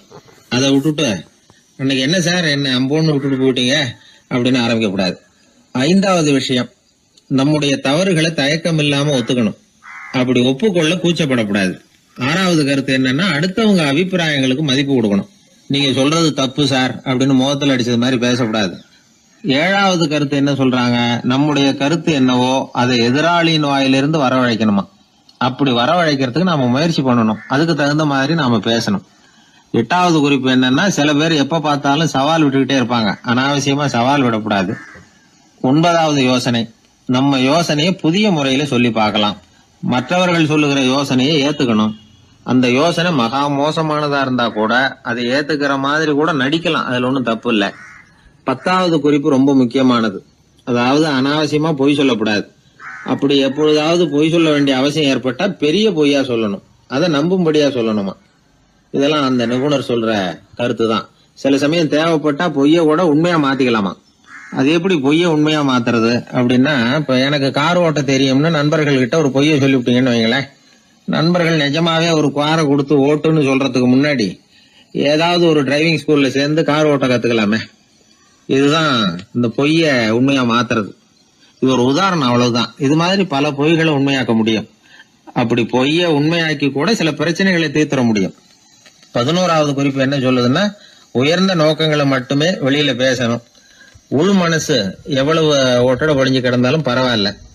12வது குறிப்பு, நல்ல நண்பர்களை தேடித்தான் பெறணும், அவங்க அவ்வளவு சுலபமா கிடைச்சிட மாட்டாங்க. இவ்வளவும் அனுபவசாலிகள் சொல்லி இருக்கிற குறிப்புகள். இந்த ஆலோசனைகளின்படி நடந்தா நமக்கு நல்ல நண்பர்கள் கிடைப்பாங்க. அதுக்கப்புறம் நமது வாழ்க்கை வெற்றி இருக்கிற திசையை நோக்கி வேகமா நகர ஆரம்பிக்கும். இந்த காலத்திலேயே நல்ல நண்பர்கள்லாம் எத்தனையோ பேர் உண்டு. ஒருத்தர் ரொம்பவும் கவலையோட நின்றுகிட்டு இருந்தார். கண்கள் கலங்கி போயிருந்தது. கிட்டத்தட்ட அழுதுகிட்டு இருந்தார். ஏன் சார் இப்படி அழறீங்க, என்ன ஆச்சு உங்களுக்குன்னு கேட்டேன். ஒரு மெதுவா கண்ணை தொடச்சிக்கிட்டு, என்னுடைய நண்பன் ஒருத்தன் ஒரு நாள் கோவத்துல என்னை பார்த்து உன்னோட 1 வருஷத்துக்கு பேச மாட்டேன் போன்னு சொல்லிவிட்டான், சபதம் போட்டுட்டான் அப்படின்னாரு. அதுக்காக இப்படி கவலைப்படுறீங்கன்னு கேட்டேன். அவரு சொன்னார், நான் அதுக்காக கவலைப்படல சார், அந்த 1 வருஷ கேடு என்னோட முடியுது, நான் அதை நினைச்சு எழுதிட்டு இருக்கிறேன் அப்படின்னா. இப்படிப்பட்ட நண்பர்களும் உண்டு. அதனால நல்ல நண்பர்களா பார்த்து நமக்கு சேர்த்துக்கிட்டோம்னா நம்ம வாழ்க்கையில எந்த முயற்சி எடுத்தாலும் அதுல சுலபமா வெற்றி கிடைக்கும். 11ஆம் நூற்றாண்டுல ஒரு புகழ்பெற்ற இறைநேச செல்வர் வாழ்ந்து வந்தார். அவர் பேரு அப்துல்லா ஹிஸ் சௌமை. இப்போ சோவியத் ரஷ்யாவில் உள்ள ஜீலான்கிற நகரத்தோட புறநகர் பகுதியில நீப்புன்னு ஒரு ஊர், அங்கதான் அவர் இருந்தார்.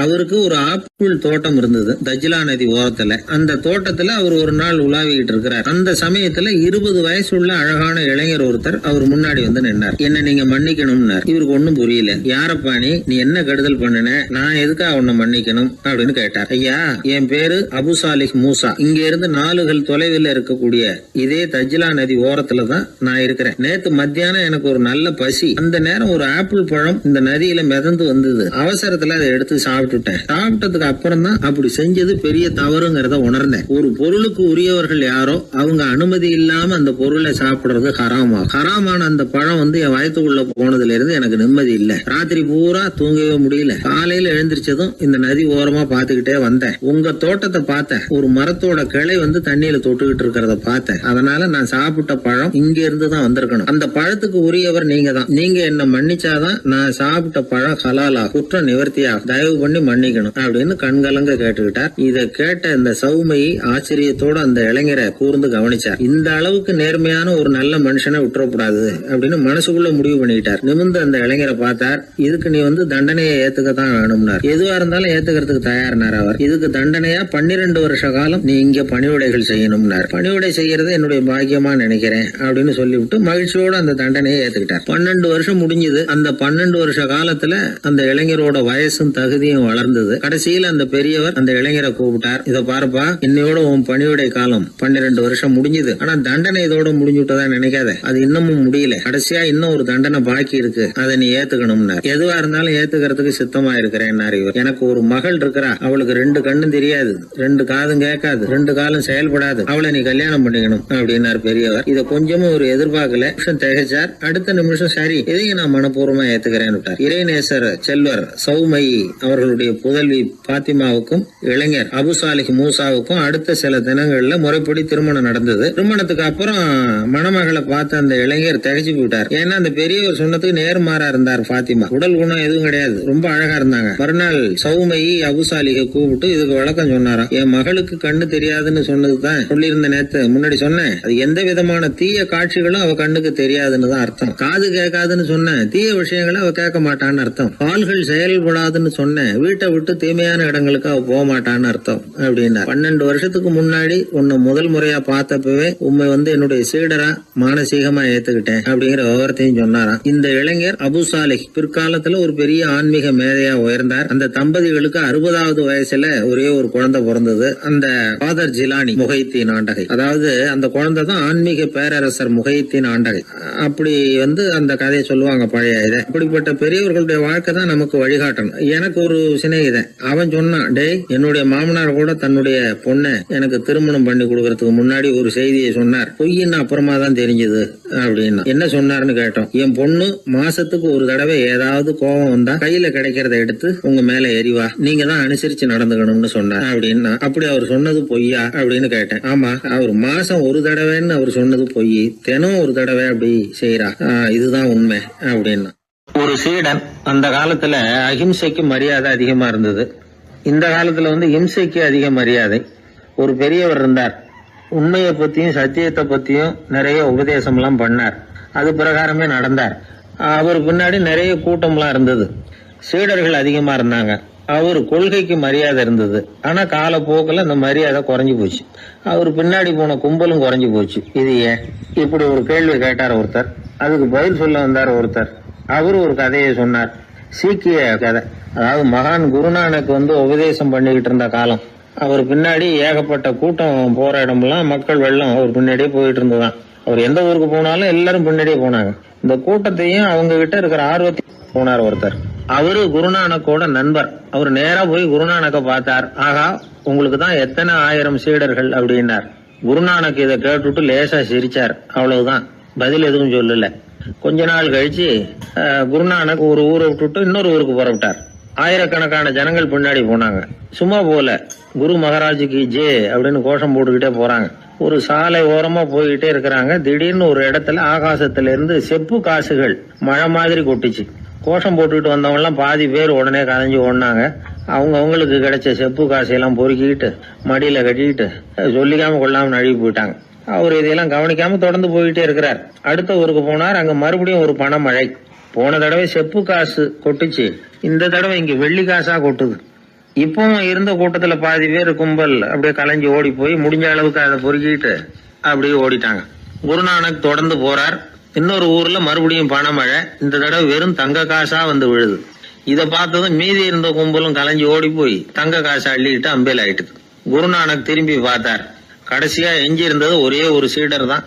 செப்பு காசு, வெள்ளி காசு, தங்க காசு எதையும் பொருட்படுத்தாம இவர் பின்னாடியே வந்துகிட்டு இருக்கிறார். நீதான்ப்பா என்னுடைய உண்மையான சீடன் அப்படின்னு சொல்லி அவரை வாழ்த்தி அவர்கிட்ட தன்னுடைய பணிகளை ஒப்படைச்சாராம் குருநானக். அவ்வளவுதான் அந்த கதை. அதை கேட்டதும் உண்மைக்கு ஏன் மரியாதை குறைஞ்சு போச்சுங்கிறது புரியுது. நல்லவங்க பின்னாடி போற கூட்டம் குறையறதுக்கு இதுதான் காரணம்.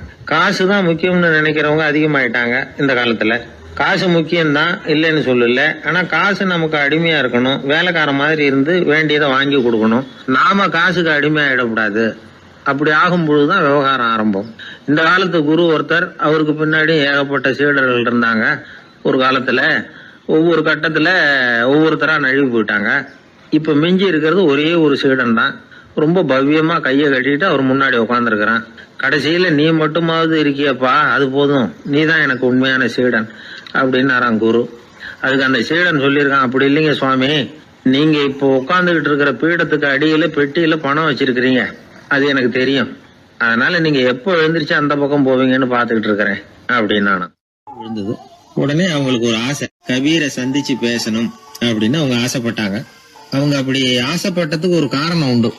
ஏன் அப்படி ஆசைப்பட்டாங்கன்னா, 2 ஞானிகளை சந்திக்க வச்சா பல அரிய தத்துவங்களை கேட்கறதுக்கு ஒரு வாய்ப்பு கிடைக்கும். அதனால அவங்க 2 பேரையும் எப்படியாவது சந்திக்க வச்சுடணும் அப்படின்னு அவங்க ஆசைப்பட்டாங்க. அந்த சீடர்கள் தங்களுடைய விருப்பத்தை அவர்கிட்டயே சொன்னாங்க. இது மாதிரி அவர் கபீர் இந்த ஊர்ல இருக்கிறதா தெரியுது, சந்திச்சா தேவையில்லைன்னு. சரி, கபீரை சந்திக்கலாம், ஆனா அவரோட பேசுறத பத்தி நான் எதையும் சொல்றதுக்கு இல்லை அப்படின்னு விட்டார் பரீத். ஏன் கபீரோட நீங்க எதுவும் பேச மாட்டீங்களா அப்படின்னு கேட்டாங்க சீடர்கள். அவரோட பேசுறதுக்கு எதுவும் இல்ல. ஏன்னா எனக்கு என்ன தெரியுங்கிறது அவருக்கு தெரியும், அவருக்கு என்ன தெரியுங்கிறது எனக்கு தெரியும். அப்படி இருக்கிறப்ப நாங்க 2 பேரும் பேசிக்கிறதுக்கு என்ன விஷயம் இருக்க போகுது அப்படின்னாரு அவர். இங்க நிலைமை இப்படி. கபீர் இருக்கிற இடத்துல என்ன நடந்தது தெரியுமா? இது மாதிரி பரீத் காசிக்கு வந்திருக்கிறார் அப்படிங்கிற விஷயம் கபீரின் சீடர்களுக்கு தெரிஞ்சது. உடனே அவங்களும் நீங்க ஷேக் பரீத்தை சந்திச்சு பேசணும்னு அவர்கிட்ட கேட்க ஆரம்பிச்சாங்க.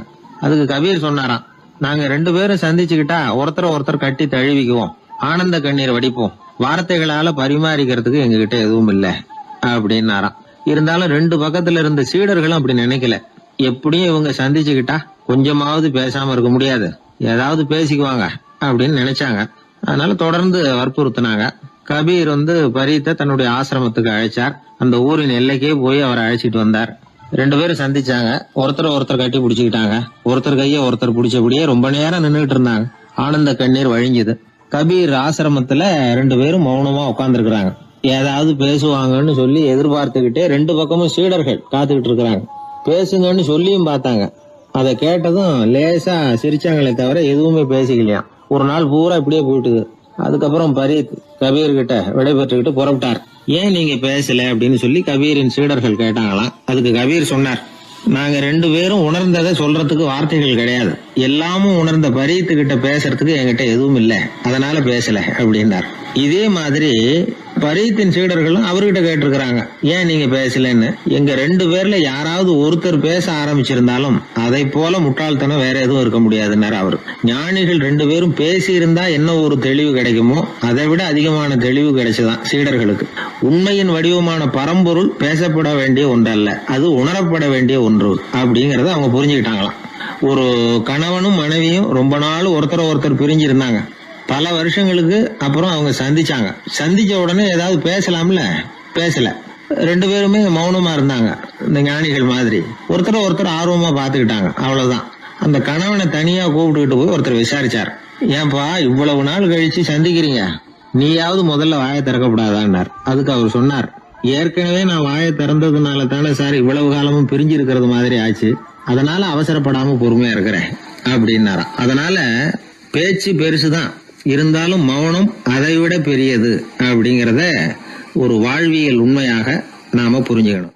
ஒரு சீடன் வெளியூர் புறப்படுறதுக்கு தயாரா இருந்தான். ரொம்ப தூரம் போக போறான், திரும்பி வர நாளாகும். புறப்படுறதுக்கான ஆயத்த வேலைகள்ல ஈடுபட்டு இருந்தான். அந்த சமயம் பார்த்து இன்னொரு சீடன் அவங்கிட்ட வந்தான். நம்ம குரு உன்னை அழைச்சிட்டு வர சொன்னார், வா அப்படின்னு கூப்பிட்டான். இவன் உடனே புறப்பட்டு போனான். குருநாதரை பார்த்தான். அவர் காலில் விழுந்து வணங்கினான். வணங்கிவிட்டு எழுந்திரிச்சான். அவ்வளவுதான். குரு ஏதாவது உபதேசம் பண்ணுவாருன்னு எதிர்பார்த்தான். ஆனா நடந்தது என்ன தெரியுமா? குரு அவனுக்கு ஓங்கி ஒரு அடி கொடுத்தார். எதிர்பாராம இந்த அடியை வாங்கினதும் அந்த சீடன் அதிர்ந்து போயிட்டான். பக்கத்துல இருந்த மற்ற சீடர்களும் திகைச்சு போய் நின்னுட்டாங்க. அடி வாங்கின சீடனுக்கு மனசுக்குள்ள குழப்பம். நாம என்ன தப்பு பண்ணணும், புறப்படுற நேரத்துல இப்படி குரு கிட்ட அடி வாங்குற மாதிரி ஆயிட்டுதே அப்படின்னு நினைச்சு மனசுக்குள்ள ரொம்ப வேதனைப்பட்டான்.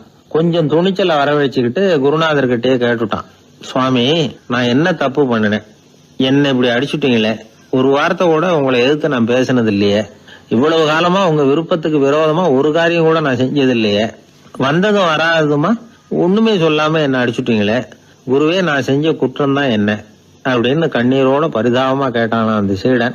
ஆனா அந்த குரு முகத்துல கொஞ்சம் கூட கோபம் இல்லை. அவர் சிரிச்சுக்கிட்டே நின்னுகிட்டு இருந்தாராம். அதுக்கப்புறம் சொன்னாராம், என்னுடைய அருமை சீடனே, நீ ஒரு தவறும் பண்ணல, நான் உன்னை அடிச்சது நீ ஏதோ தப்பு பண்ணிவிட்டேங்கிறதுக்காக இல்ல, நீண்ட பயணம் போக போறேன், ஞாபகமா ஏதாவது கொடுத்து அனுப்ப வேணாமா, நீ ஞானம் பெற்ற பிறகுதான் திரும்பி வரப்போறேங்கிறது எனக்கு தெரியும், அதுக்கு பிறகு உன்னை வந்து அடிக்க முடியுமா, அதனால இப்ப கிடைச்சிருக்கிற இந்த வாய்ப்பை பயன்படுத்திக்கிட்டேன், அப்போதைக்கு இப்பவே அடிச்சுட்டேன், அவ்வளவுதான், வேற ஒண்ணும் இல்லை அப்படின்னாராம். குரு சிரிச்சுக்கிட்டே இப்படி சொல்றார். இருந்தாலும் இதுவும் ஒரு உபதேசம் தான். அதிர்ச்சிகளால வந்து விழிப்படைய வைக்கிறதும் ஒரு வழிதான். இது ஜென் வழி. பெரும்பாலும் அதிர்ச்சியின் மூலமாகவே ஞான தரிசனத்தை அருள்கிறவர்கள் தான் ஜென் குருமார்கள். நம்ம தியானம் தான் ஜென். இந்தியாவிலிருந்து சீனாவுக்கு போய் கொஞ்சம் பேர் மாறி வளம் பெற்று ஜப்பான்ல ஜென் ஆகி வளர்ந்துருக்குது, அவ்வளவுதான். ஜென்கிறது தியானம்.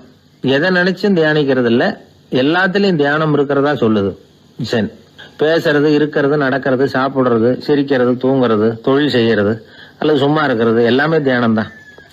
ஜென்கிறது ஒரு சுய தரிசனம், தன்னைத்தானே அடையாளம் கண்டுகொள்கிறது தான் அது. இல்லாத எதையும் தேடி கண்டுபிடிக்கிறது இல்ல. சென் மார்க்கத்தை பத்தி ஓஷோ என்ன சொல்றாரு தெரியுமா? காணாமல் போன தன்னுடைய மூக்கு கண்ணாடி தன்னுடைய மூக்கின் மேல் இருப்பதை கண்டுகொள்வது போன்றது சென் அப்படிங்கிறார். நம்மால் ஒருத்தர் இன்னொருத்தர் முகத்தை ரொம்ப நேரமா உத்து பார்த்துக்கிட்டு இருந்தார். என்ன பாக்குறீங்கன்னாரு அவரு. நீங்க போட்டிருக்கீங்களே மூக்கு கண்ணாடி, அதை தான் பாக்குறேன்னாரு இவரு. நீங்க அப்படி பாக்குறதுக்கு விசேஷ காரணம் ஏதாவது உண்டான்னு கேட்டார் இவர். உண்டுன்னார். என்னன்னு கேட்டார். நேத்திக்கு காணாம போன என்னோட மூக்கு கண்ணாடி அது அப்படின்னாராம் இவர். எதிர்காலத்தை நினைச்சா எனக்கு ரொம்ப பயமா இருக்கு சார் அப்படின்னு சொல்றவங்க நிறைய பேர் இருக்கிறாங்க. அதாவது பயப்படாத மனிதர்கள்னு யாருமே கிடையாது. ஒவ்வொருத்தருக்கும் ஒவ்வொரு விதமான பயம் இருந்தாலும் ஒட்டுமொத்தமா பாக்குறப்போ மனிதனுக்கு 6 விதமான பய உணர்வுகள் வரலாம் அப்படின்னு பெரியவங்க சொல்றாங்க. எல்லா விதமான பயமும் இந்த 6 வகைக்குள்ள அடக்கம். அந்த 6 வகை பயமும் 6 எதிரிகள் மாதிரியாம். 6 எதிரிகளையும் புரிஞ்சுக்கிட்டோம்னா போதும், வாழ்க்கையில சுலபமா வெற்றி அடைய முடியும். சரி, அந்த 6 வகை பயம் என்னென்ன அப்படின்னு பாப்போம். முதல்ல வறுமை பற்றிய பயம், 2வது பழிச்சொல் பற்றிய பயம், 3வது உடல் நலம் பாதிப்பு பற்றிய பயம், 4வது என்னன்னா காதல் தோல்வி, 5வது முதுமை, 6வது மரணம். அதாவது பயப்படுறதுங்கிறது ஒரு மனநிலை தான். இந்த மனநிலையை கட்டுப்படுத்த முடியும், திசை திருப்ப முடியும். சரி, இந்த பயங்களின் அறிகுறிகள் எப்படி இருக்கும்? வறுமை பற்றிய பயம் அப்படின்னு முதல்ல சொன்னோம் இல்லையா, அந்த பயத்தின் அறிகுறிகளை தெரிஞ்சுக்குவோம். எதுலேயும் அக்கறை இல்லாம இருக்கிறது, ஒரு குறிக்கோள் இல்லாம இருக்கிறது, வறுமையை சகிச்சுக்கிறது, வாழ்க்கையில கிடைக்கிறது எதுவா இருந்தாலும் ஆட்சேபனை இல்லாமல் ஏத்துக்கிறது, மனசாலும் உடம்பாலும் சோர்ந்து போயிருக்கிறது, ஆர்வம், முனைப்பு, கற்பனை திறன் எதுவுமே இல்லாம இருக்கிறது. இதெல்லாம் தான் அந்த வறுமை பற்றிய பயத்தின் அறிகுறிகள். அடுத்தது ஒண்ணு பார்த்தோமே, பழிச்சொல் பற்றிய பயம். அதாவது அடுத்தவங்க நம்மள குறை சொல்லி விடுவாங்களோ அப்படிங்கிற பயம். இதுக்கு அறிகுறி என்ன தெரியுமா? புதியவர்களை சந்திக்கிறதுக்கு பயப்படுறது, முடிவு எடுக்க முடியாம குழம்புறது, பிரச்சனைகளை தவிர்க்க விரும்புறது, தாழ்வு மனப்பான்மை, வரவுக்கு மீறி செலவு செஞ்சு இமேஜை உயர்த்திக்கிறது, குறிக்கோள் இல்லாத வாழ்க்கை. இதெல்லாம் தான் அதுக்கு அறிகுறிகள். மூணாவது பயம், உடல் நலம் பாதிப்பு பற்றிய பயம். அதாவது நோய் பற்றிய பயம். ஒரு உண்மை என்ன தெரியுமா? டாக்டரை சந்திக்கிற மனிதர்கள்ல 75% பேர் தங்களுக்கு நோய் வந்துட்டுதுங்கிற கற்பனையில இருக்கிறவங்களாம். நிஜமாவே நோய் கிடையாது அவங்களுக்கு. இந்த பயத்தின் அறிகுறிகள் என்னன்னா, வியாதிக்கான அறிகுறிகள் தன்னிடம் இருக்கிறதாக நினைச்சுக்கிறது, எந்த நேரமும் வியாதியை பத்தியே பேசி பேசி மனசை அங்கேயே வச்சிருக்கிறது, நோய் சம்பந்தமான செய்திகளை படிச்சு நமக்கு இப்படி ஆயிடுமோ அப்படின்னு வேதனைப்படுறது. இதெல்லாம் தான் அதுக்கு அறிகுறிகள். நாலாவது பயம், காதல் தோல்வி. இது ரொம்ப வேதனை, உடம்பையும் மனசையும் சீரழிச்சு விடும். ஆண்களை விட பெண்கள் தான் இந்த பய உணர்வுல அதிகமா பாதிக்கப்படுறாங்க. அஞ்சாவது முதுமை பற்றிய பயம். ஆறாவது மரண பயம். வயசான காலத்துல எப்படி சமாளிக்கிறது அப்படிங்கிற பயம்.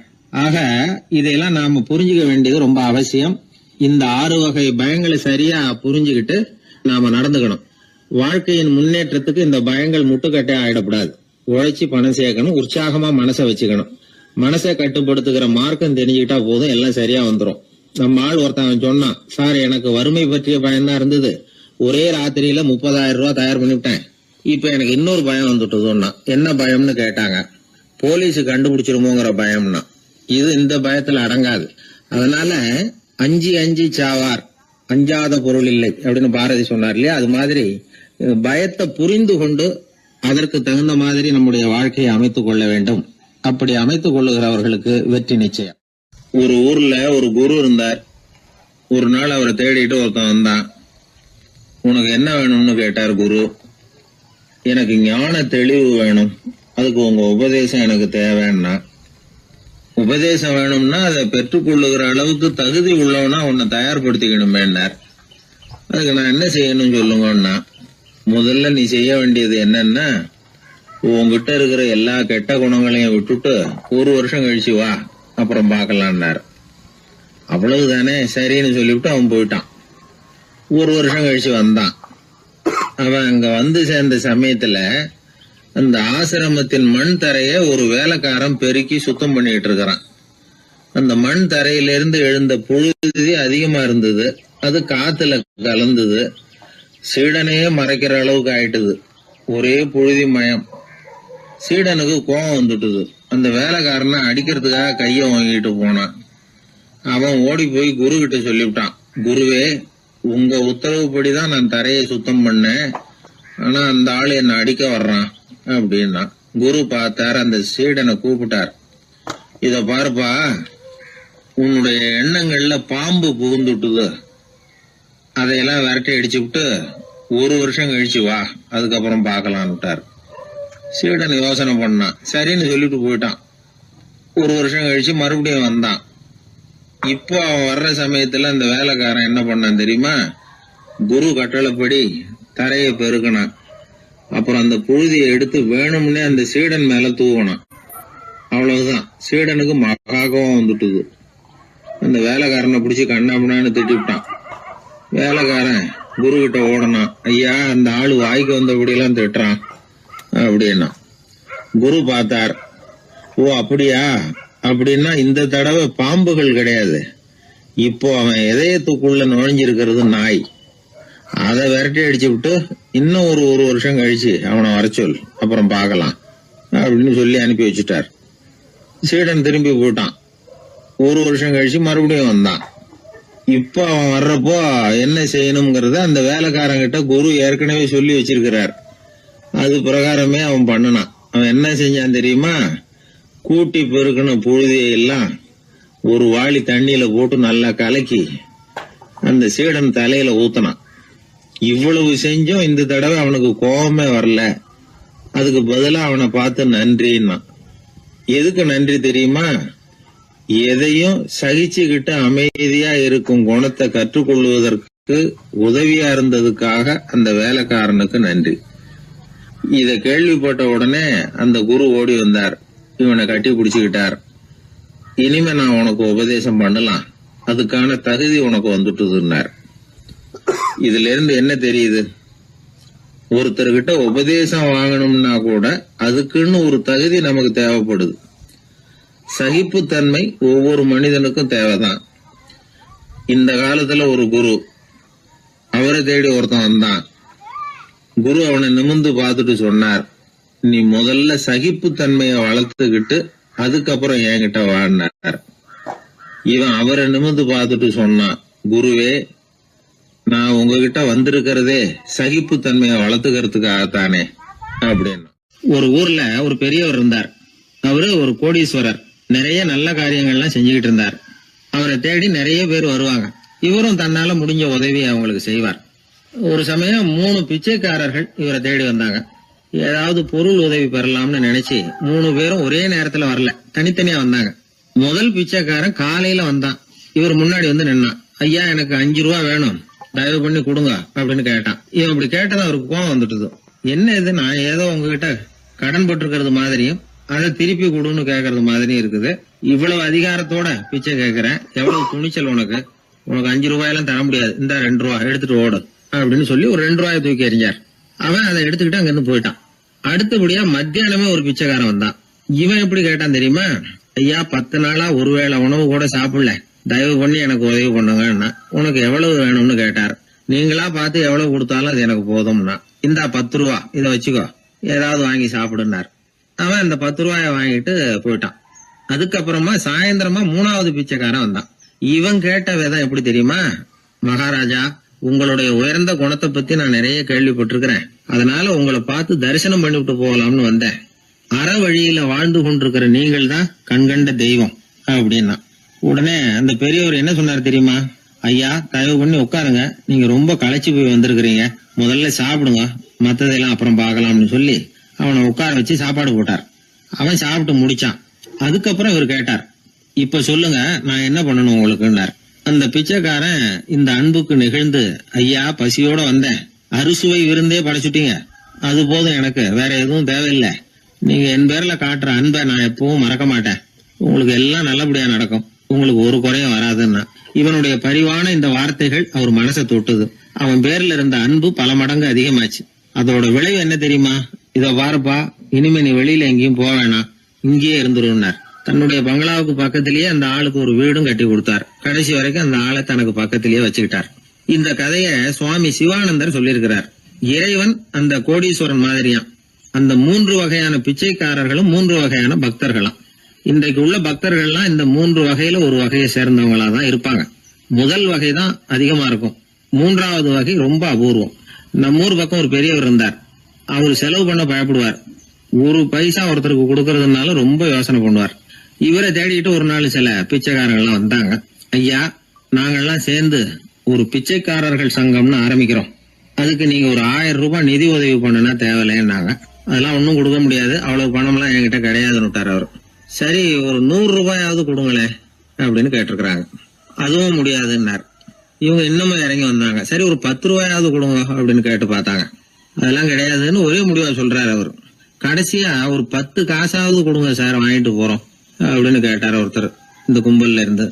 அது கூட என்கிட்ட கிடையாதுன்னு ரொம்ப துல்லியமா சொல்லிவிட்டார் அந்த பெரிய மனிதர். அதாவது எதுவுமே கொடுக்க முடியாது, நீங்க போயிட்டு வாங்க விட்டார். அப்போ இந்த கும்பல்ல இருந்து ஒருத்தர் சொன்னார், சரி, நீங்க எதுவுமே தர முடியாதுங்கிறீங்க, அப்படின்னா ஒண்ணு செய்யுங்களேன்னாங்க. என்ன செய்யணும்னார். பேசாம நீங்களும் எங்க சங்கத்துல ஒரு மெம்பரா சேர்ந்துருங்க அப்படின்னாங்களாம்.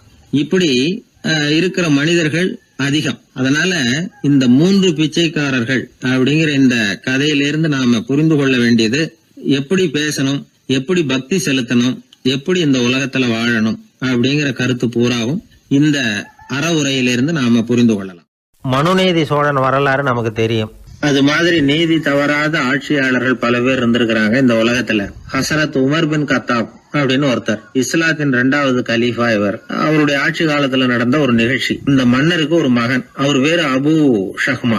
அந்த மிசர் நாட்டு கவர்னர் அமர் பின் நாஸ், அந்த மன்னருடைய மகன் கவர்னர் அவர்களுடைய கவனிப்புல இருந்தார். அந்த சமயத்துல ஒரு நாள் அவர் மதுபானம் அருந்தினார். கவர்னருக்கு இது தெரிஞ்சு போச்சு. அவருக்கு தர்ம சங்கடமா போட்டுது. தவறு செஞ்சது மன்னருடைய மகன். கவர்னர் யோசனை பண்ணார். அவர் மெதுவா தன்னுடைய வீட்டுக்கு அழைச்சிட்டு வந்தார்.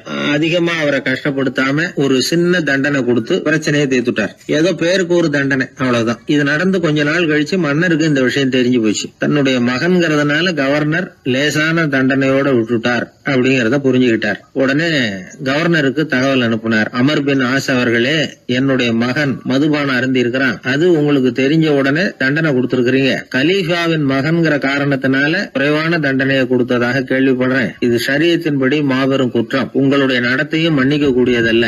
இந்த கடிதம் கண்ட உடனே மகன் அபு ஷஹ்மாவை மதீனாவுக்கு அனுப்பி வைக்க வேண்டியது அப்படின்னு கடிதம் எழுதினார். அதை பார்த்தார் கவர்னர். உடனே கலீஃபாவின் மகனை மதீனாவுக்கு அனுப்பி வச்சார். மன்னர் முன்னாடி நீதி விசாரணை நடக்குது. தன்னுடைய மகனுக்கு சவுக்கடி வழங்கும்படியா உத்தரவிடுறார் ஹசரத் உமர் பின் கத்தாப். தண்டனை நிறைவேற்றப்பட்டது. கூடியிருந்தவர்கள்லாம் ஐயா கொஞ்சம் கருணை காட்டுங்க அப்படின்னு சொல்லி மன்னர் கிட்ட வேண்டிக்கிட்டாங்களாம். இந்த வேண்டுகோளை மன்னர் ஏத்துக்கல. நீதியின் முன்னால் தந்தை மகன் அன்பு நேசம் உறவு இந்த முறைகளை எல்லாம் கவனிக்க முடியாது. குற்றம் செஞ்சவர் தண்டிக்கப்பட வேண்டியவர், அவர் யாரா இருந்தாலும் சரி அப்படின்னாராம். எல்லா ஆட்சியாளர்களுமே கவனிக்க வேண்டிய ஒரு செய்தி இது. அவர் ஒரு நாள் தன்னுடைய அரசாங்க கணக்கு வழக்குகளை பார்த்துட்டு இருக்கிறார். அந்த சமயத்துல அவரை பார்க்க ஒரு பெரிய மனிதர் வந்தார். இவர் தன்னுடைய சொந்த வேலை காரணமா வந்திருக்கிறார் அப்படிங்கறத அவர் புரிஞ்சுக்கிட்டார். உடனே அது வரைக்கும் எரிஞ்சுகிட்டு இருந்த விளக்க அணைச்சுட்டு இன்னொரு விளக்க ஏற்றி வச்சுக்கிட்டாராம். இந்த செயலுக்கு என்ன காரணம்னு கேட்டிருக்கிறார் வந்தவர். இதுக்கு அவரு சொன்னார், ஐயா நீங்க வந்த போது இங்க எரிஞ்சுகிட்டு இருந்தது அரசாங்க விளக்கு, இப்ப எரியறது சொந்த விளக்கு. சொந்த விஷயங்களை பேசுறப்போ அரசாங்க பணத்தை செலவு பண்ணக்கூடாது, அதனாலதான்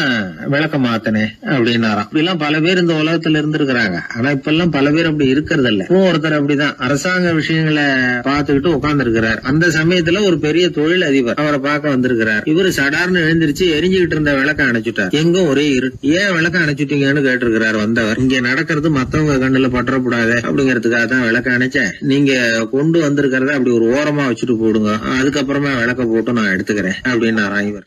ஒரு சாலையில போக்குவரத்து நெரிசல். ஒருத்தர் அடிபட்டு கிடக்கிறார். கூட்டத்துல ஒருத்தர் கத்துறார். உடனே ஆம்புலன்ஸுக்கு போன் பண்ணுங்க அப்படின்னு ஒருத்தர் ஓடி போய் தகவல் கொடுக்கிறார். கொஞ்ச நேரத்துல ஆம்புலன்ஸ் வருது. அடிபட்டவரை கொண்டுட்டு போய் ஆஸ்பத்திரியில சேர்க்குது. அங்க அவசர வைத்தியம். அவர் பொழைச்சுக்கிறார். ஆம்புலன்ஸுங்கிற ஒரு வசதி இல்லைன்னா அவரை அவ்வளவு சீக்கிரத்துல ஆஸ்பத்திரிக்கு கொண்டுட்டு போக முடியுமா? ஆபத்துக்கு உதவுகிற நண்பர் மாதிரி இந்த ஆம்புலன்ஸ். அந்த காலத்துல போர்கள் அதிகம், அதுல அடிபடுறவங்களும் அதிகம். அடிபட்டு கிடக்கிற போர் வீரர்களை அவசரமா மருத்துவர்கிட்ட கொண்டுட்டு போகணும். எப்படி கொண்டுட்டு போறது? ஒரு கனமான துணிய தூளி மாதிரி கட்டுவாங்க.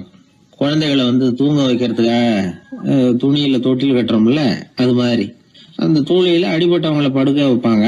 அப்படியே தூக்கிட்டு போவாங்க. அதுக்கப்புறம் தான் மருத்துவ சிகிச்சை. இதுதான் ஆரம்ப காலத்துல நடந்துகிட்டு இருந்தது. இதுல என்ன ஒரு சிரமம்னா அவசரமா கொண்டுட்டு போய் சேர்க்க முடியாது. அதனால பாதி வழியிலேயே அவங்க போய் சேர்ந்துருவாங்க பல பேர். சரி, கொஞ்சம் சீக்கிரமா அவங்கள கொண்டுட்டு போறதுக்கு என்ன வழி அப்படின்னு யோசனை பண்ணாங்க. குதிரை மேல ஏத்தி கொண்டுட்டு போனா என்ன அப்படின்னு ஒரு யோசனை. அது மாதிரியே செஞ்சு பார்த்தாங்க. அது இன்னமும் ஆபத்தா போட்டுது. குதிரை ஓடுற வேகத்துக்கும் அது போடுற குலுக்கலுக்கும் அடிபட்டு கிடக்கிறவனால ஈடு கொடுக்க முடியுமா? அலுங்காம குலுங்காம கொண்டுட்டு போக வேண்டிய விஷயம் இல்லை இது. சரி, குதிரை முதுகுல அவனை கொண்டுட்டு போக வேணாம். குதிரை வண்டியில கொண்டுட்டு போனா என்ன? 4 சக்கரம் உள்ள ஒரு குதிரை வண்டியை தயார் பண்ண வேண்டியது. அதை ஆம்புலன்ஸா உபயோகப்படுத்த ஆரம்பிச்சாங்க. 1487 இது பழக்கத்துக்கு வந்துதான். இது கொஞ்சம் சௌரியமா தெரிஞ்சுது. அதனால 1792 வரைக்கும் இந்த முறைதான் நீடிச்சுதான். ஒரு பிரெஞ்சு மருத்துவர், அவரு பேர் பேரன் டொமினிக். அவர் என்ன பண்ணாருன்னா குதிரை வண்டியில படுக்கை வசதியை ஏற்படுத்தினார். முதல் உதவி செய்யறதுக்கு தேவையானதையெல்லாம் அதுல வச்சார். எங்கேயாவது ஒருத்தர் காயம் போட்டிருக்காருன்னு தெரிஞ்சதுன்னா அங்கேயே போய் வேண்டிய உதவிகளை பண்ணார். தன்னார்வ தொண்டர்களையும் இந்த பணியில அவர் ஈடுபடுத்தினாராம். 1864 ஜெனீவா ஒப்பந்தம் ஏற்பட்டது இல்லையா? அப்பதான் ஆம்புலன்ஸ் சர்வீஸுக்கு மோட்டார் வாகனங்களையும் பயன்படுத்தலாம் அப்படின்னு முடிவு பண்ணிருக்கிறாங்க. அந்த சமயத்துல இன்னொரு விதமான ஆம்புலன்ஸ் சேவையும் நடந்துதான். அதாவது ராட்சத பலூன்கள் இருக்குல்ல, அதையெல்லாம் ஆம்புலன்ஸா பயன்படுத்தி இருக்கிறாங்க. முதல் தடவையா அமெரிக்காவில 1930 தான் ஒரு முழுமையான ஆம்புலன்ஸ் வாகனம் நடமாட ஆரம்பிச்சுதான். அதாவது அதுல ஆக்சிஜன் சிலிண்டர் இருக்கும், ட்ரிப்ஸ் மாதிரி அவசர தேவை உபகரணங்கள் இருக்கும், ஒரு மருத்துவர் இருப்பார், ஒரு நர்ஸ் இருப்பாங்க. இப்படிப்பட்ட ஒரு ஆம்புலன்ஸ் வசதி வந்த பிறகுதான் பல உயிர்களை காப்பாற்றக்கூடிய ஒரு நல்ல வாய்ப்பு ஏற்பட்டது. இப்பெல்லாம் இந்த ஆம்புலன்ஸ் சேவை எவ்வளவோ முன்னேற்றம் கண்டிருக்கு. மோட்டார் வாகனம் மட்டும் இல்ல, படகு, ஹெலிகாப்டர், விமானங்கள் இதெல்லாம் கூட இப்ப இந்த பணிக்கு ரொம்ப உபயோகமா இருக்கு. ஆபத்துல இருக்கிற ஒரு மனுஷனை பார்த்துட்டா உடனே அவனை காப்பாத்தணுங்கிற எண்ணம் இன்னொரு மனுஷனுக்கு ஏற்படத்தான் செய்யுது. அதனாலதான் காலம் ஏதோ கொஞ்சம் ஒழுங்கா ஓடிக்கிட்டு இருக்குது. அடிபட்டு கிடக்கிற ஒருத்தனை பார்த்த உடனே ஆம்புலன்ஸுக்கு போன் பண்ணத்தான் ஓடுவோம் யாரா இருந்தாலும். ஒரு ஆள் அடிபட்டு விழுந்தான், அதை பார்த்த உடனே ஒருத்தன் அவசரமா ஓடினான். கொஞ்ச நேரத்துல இன்னொருத்தரை கூட்டிட்டு அங்க நிக்க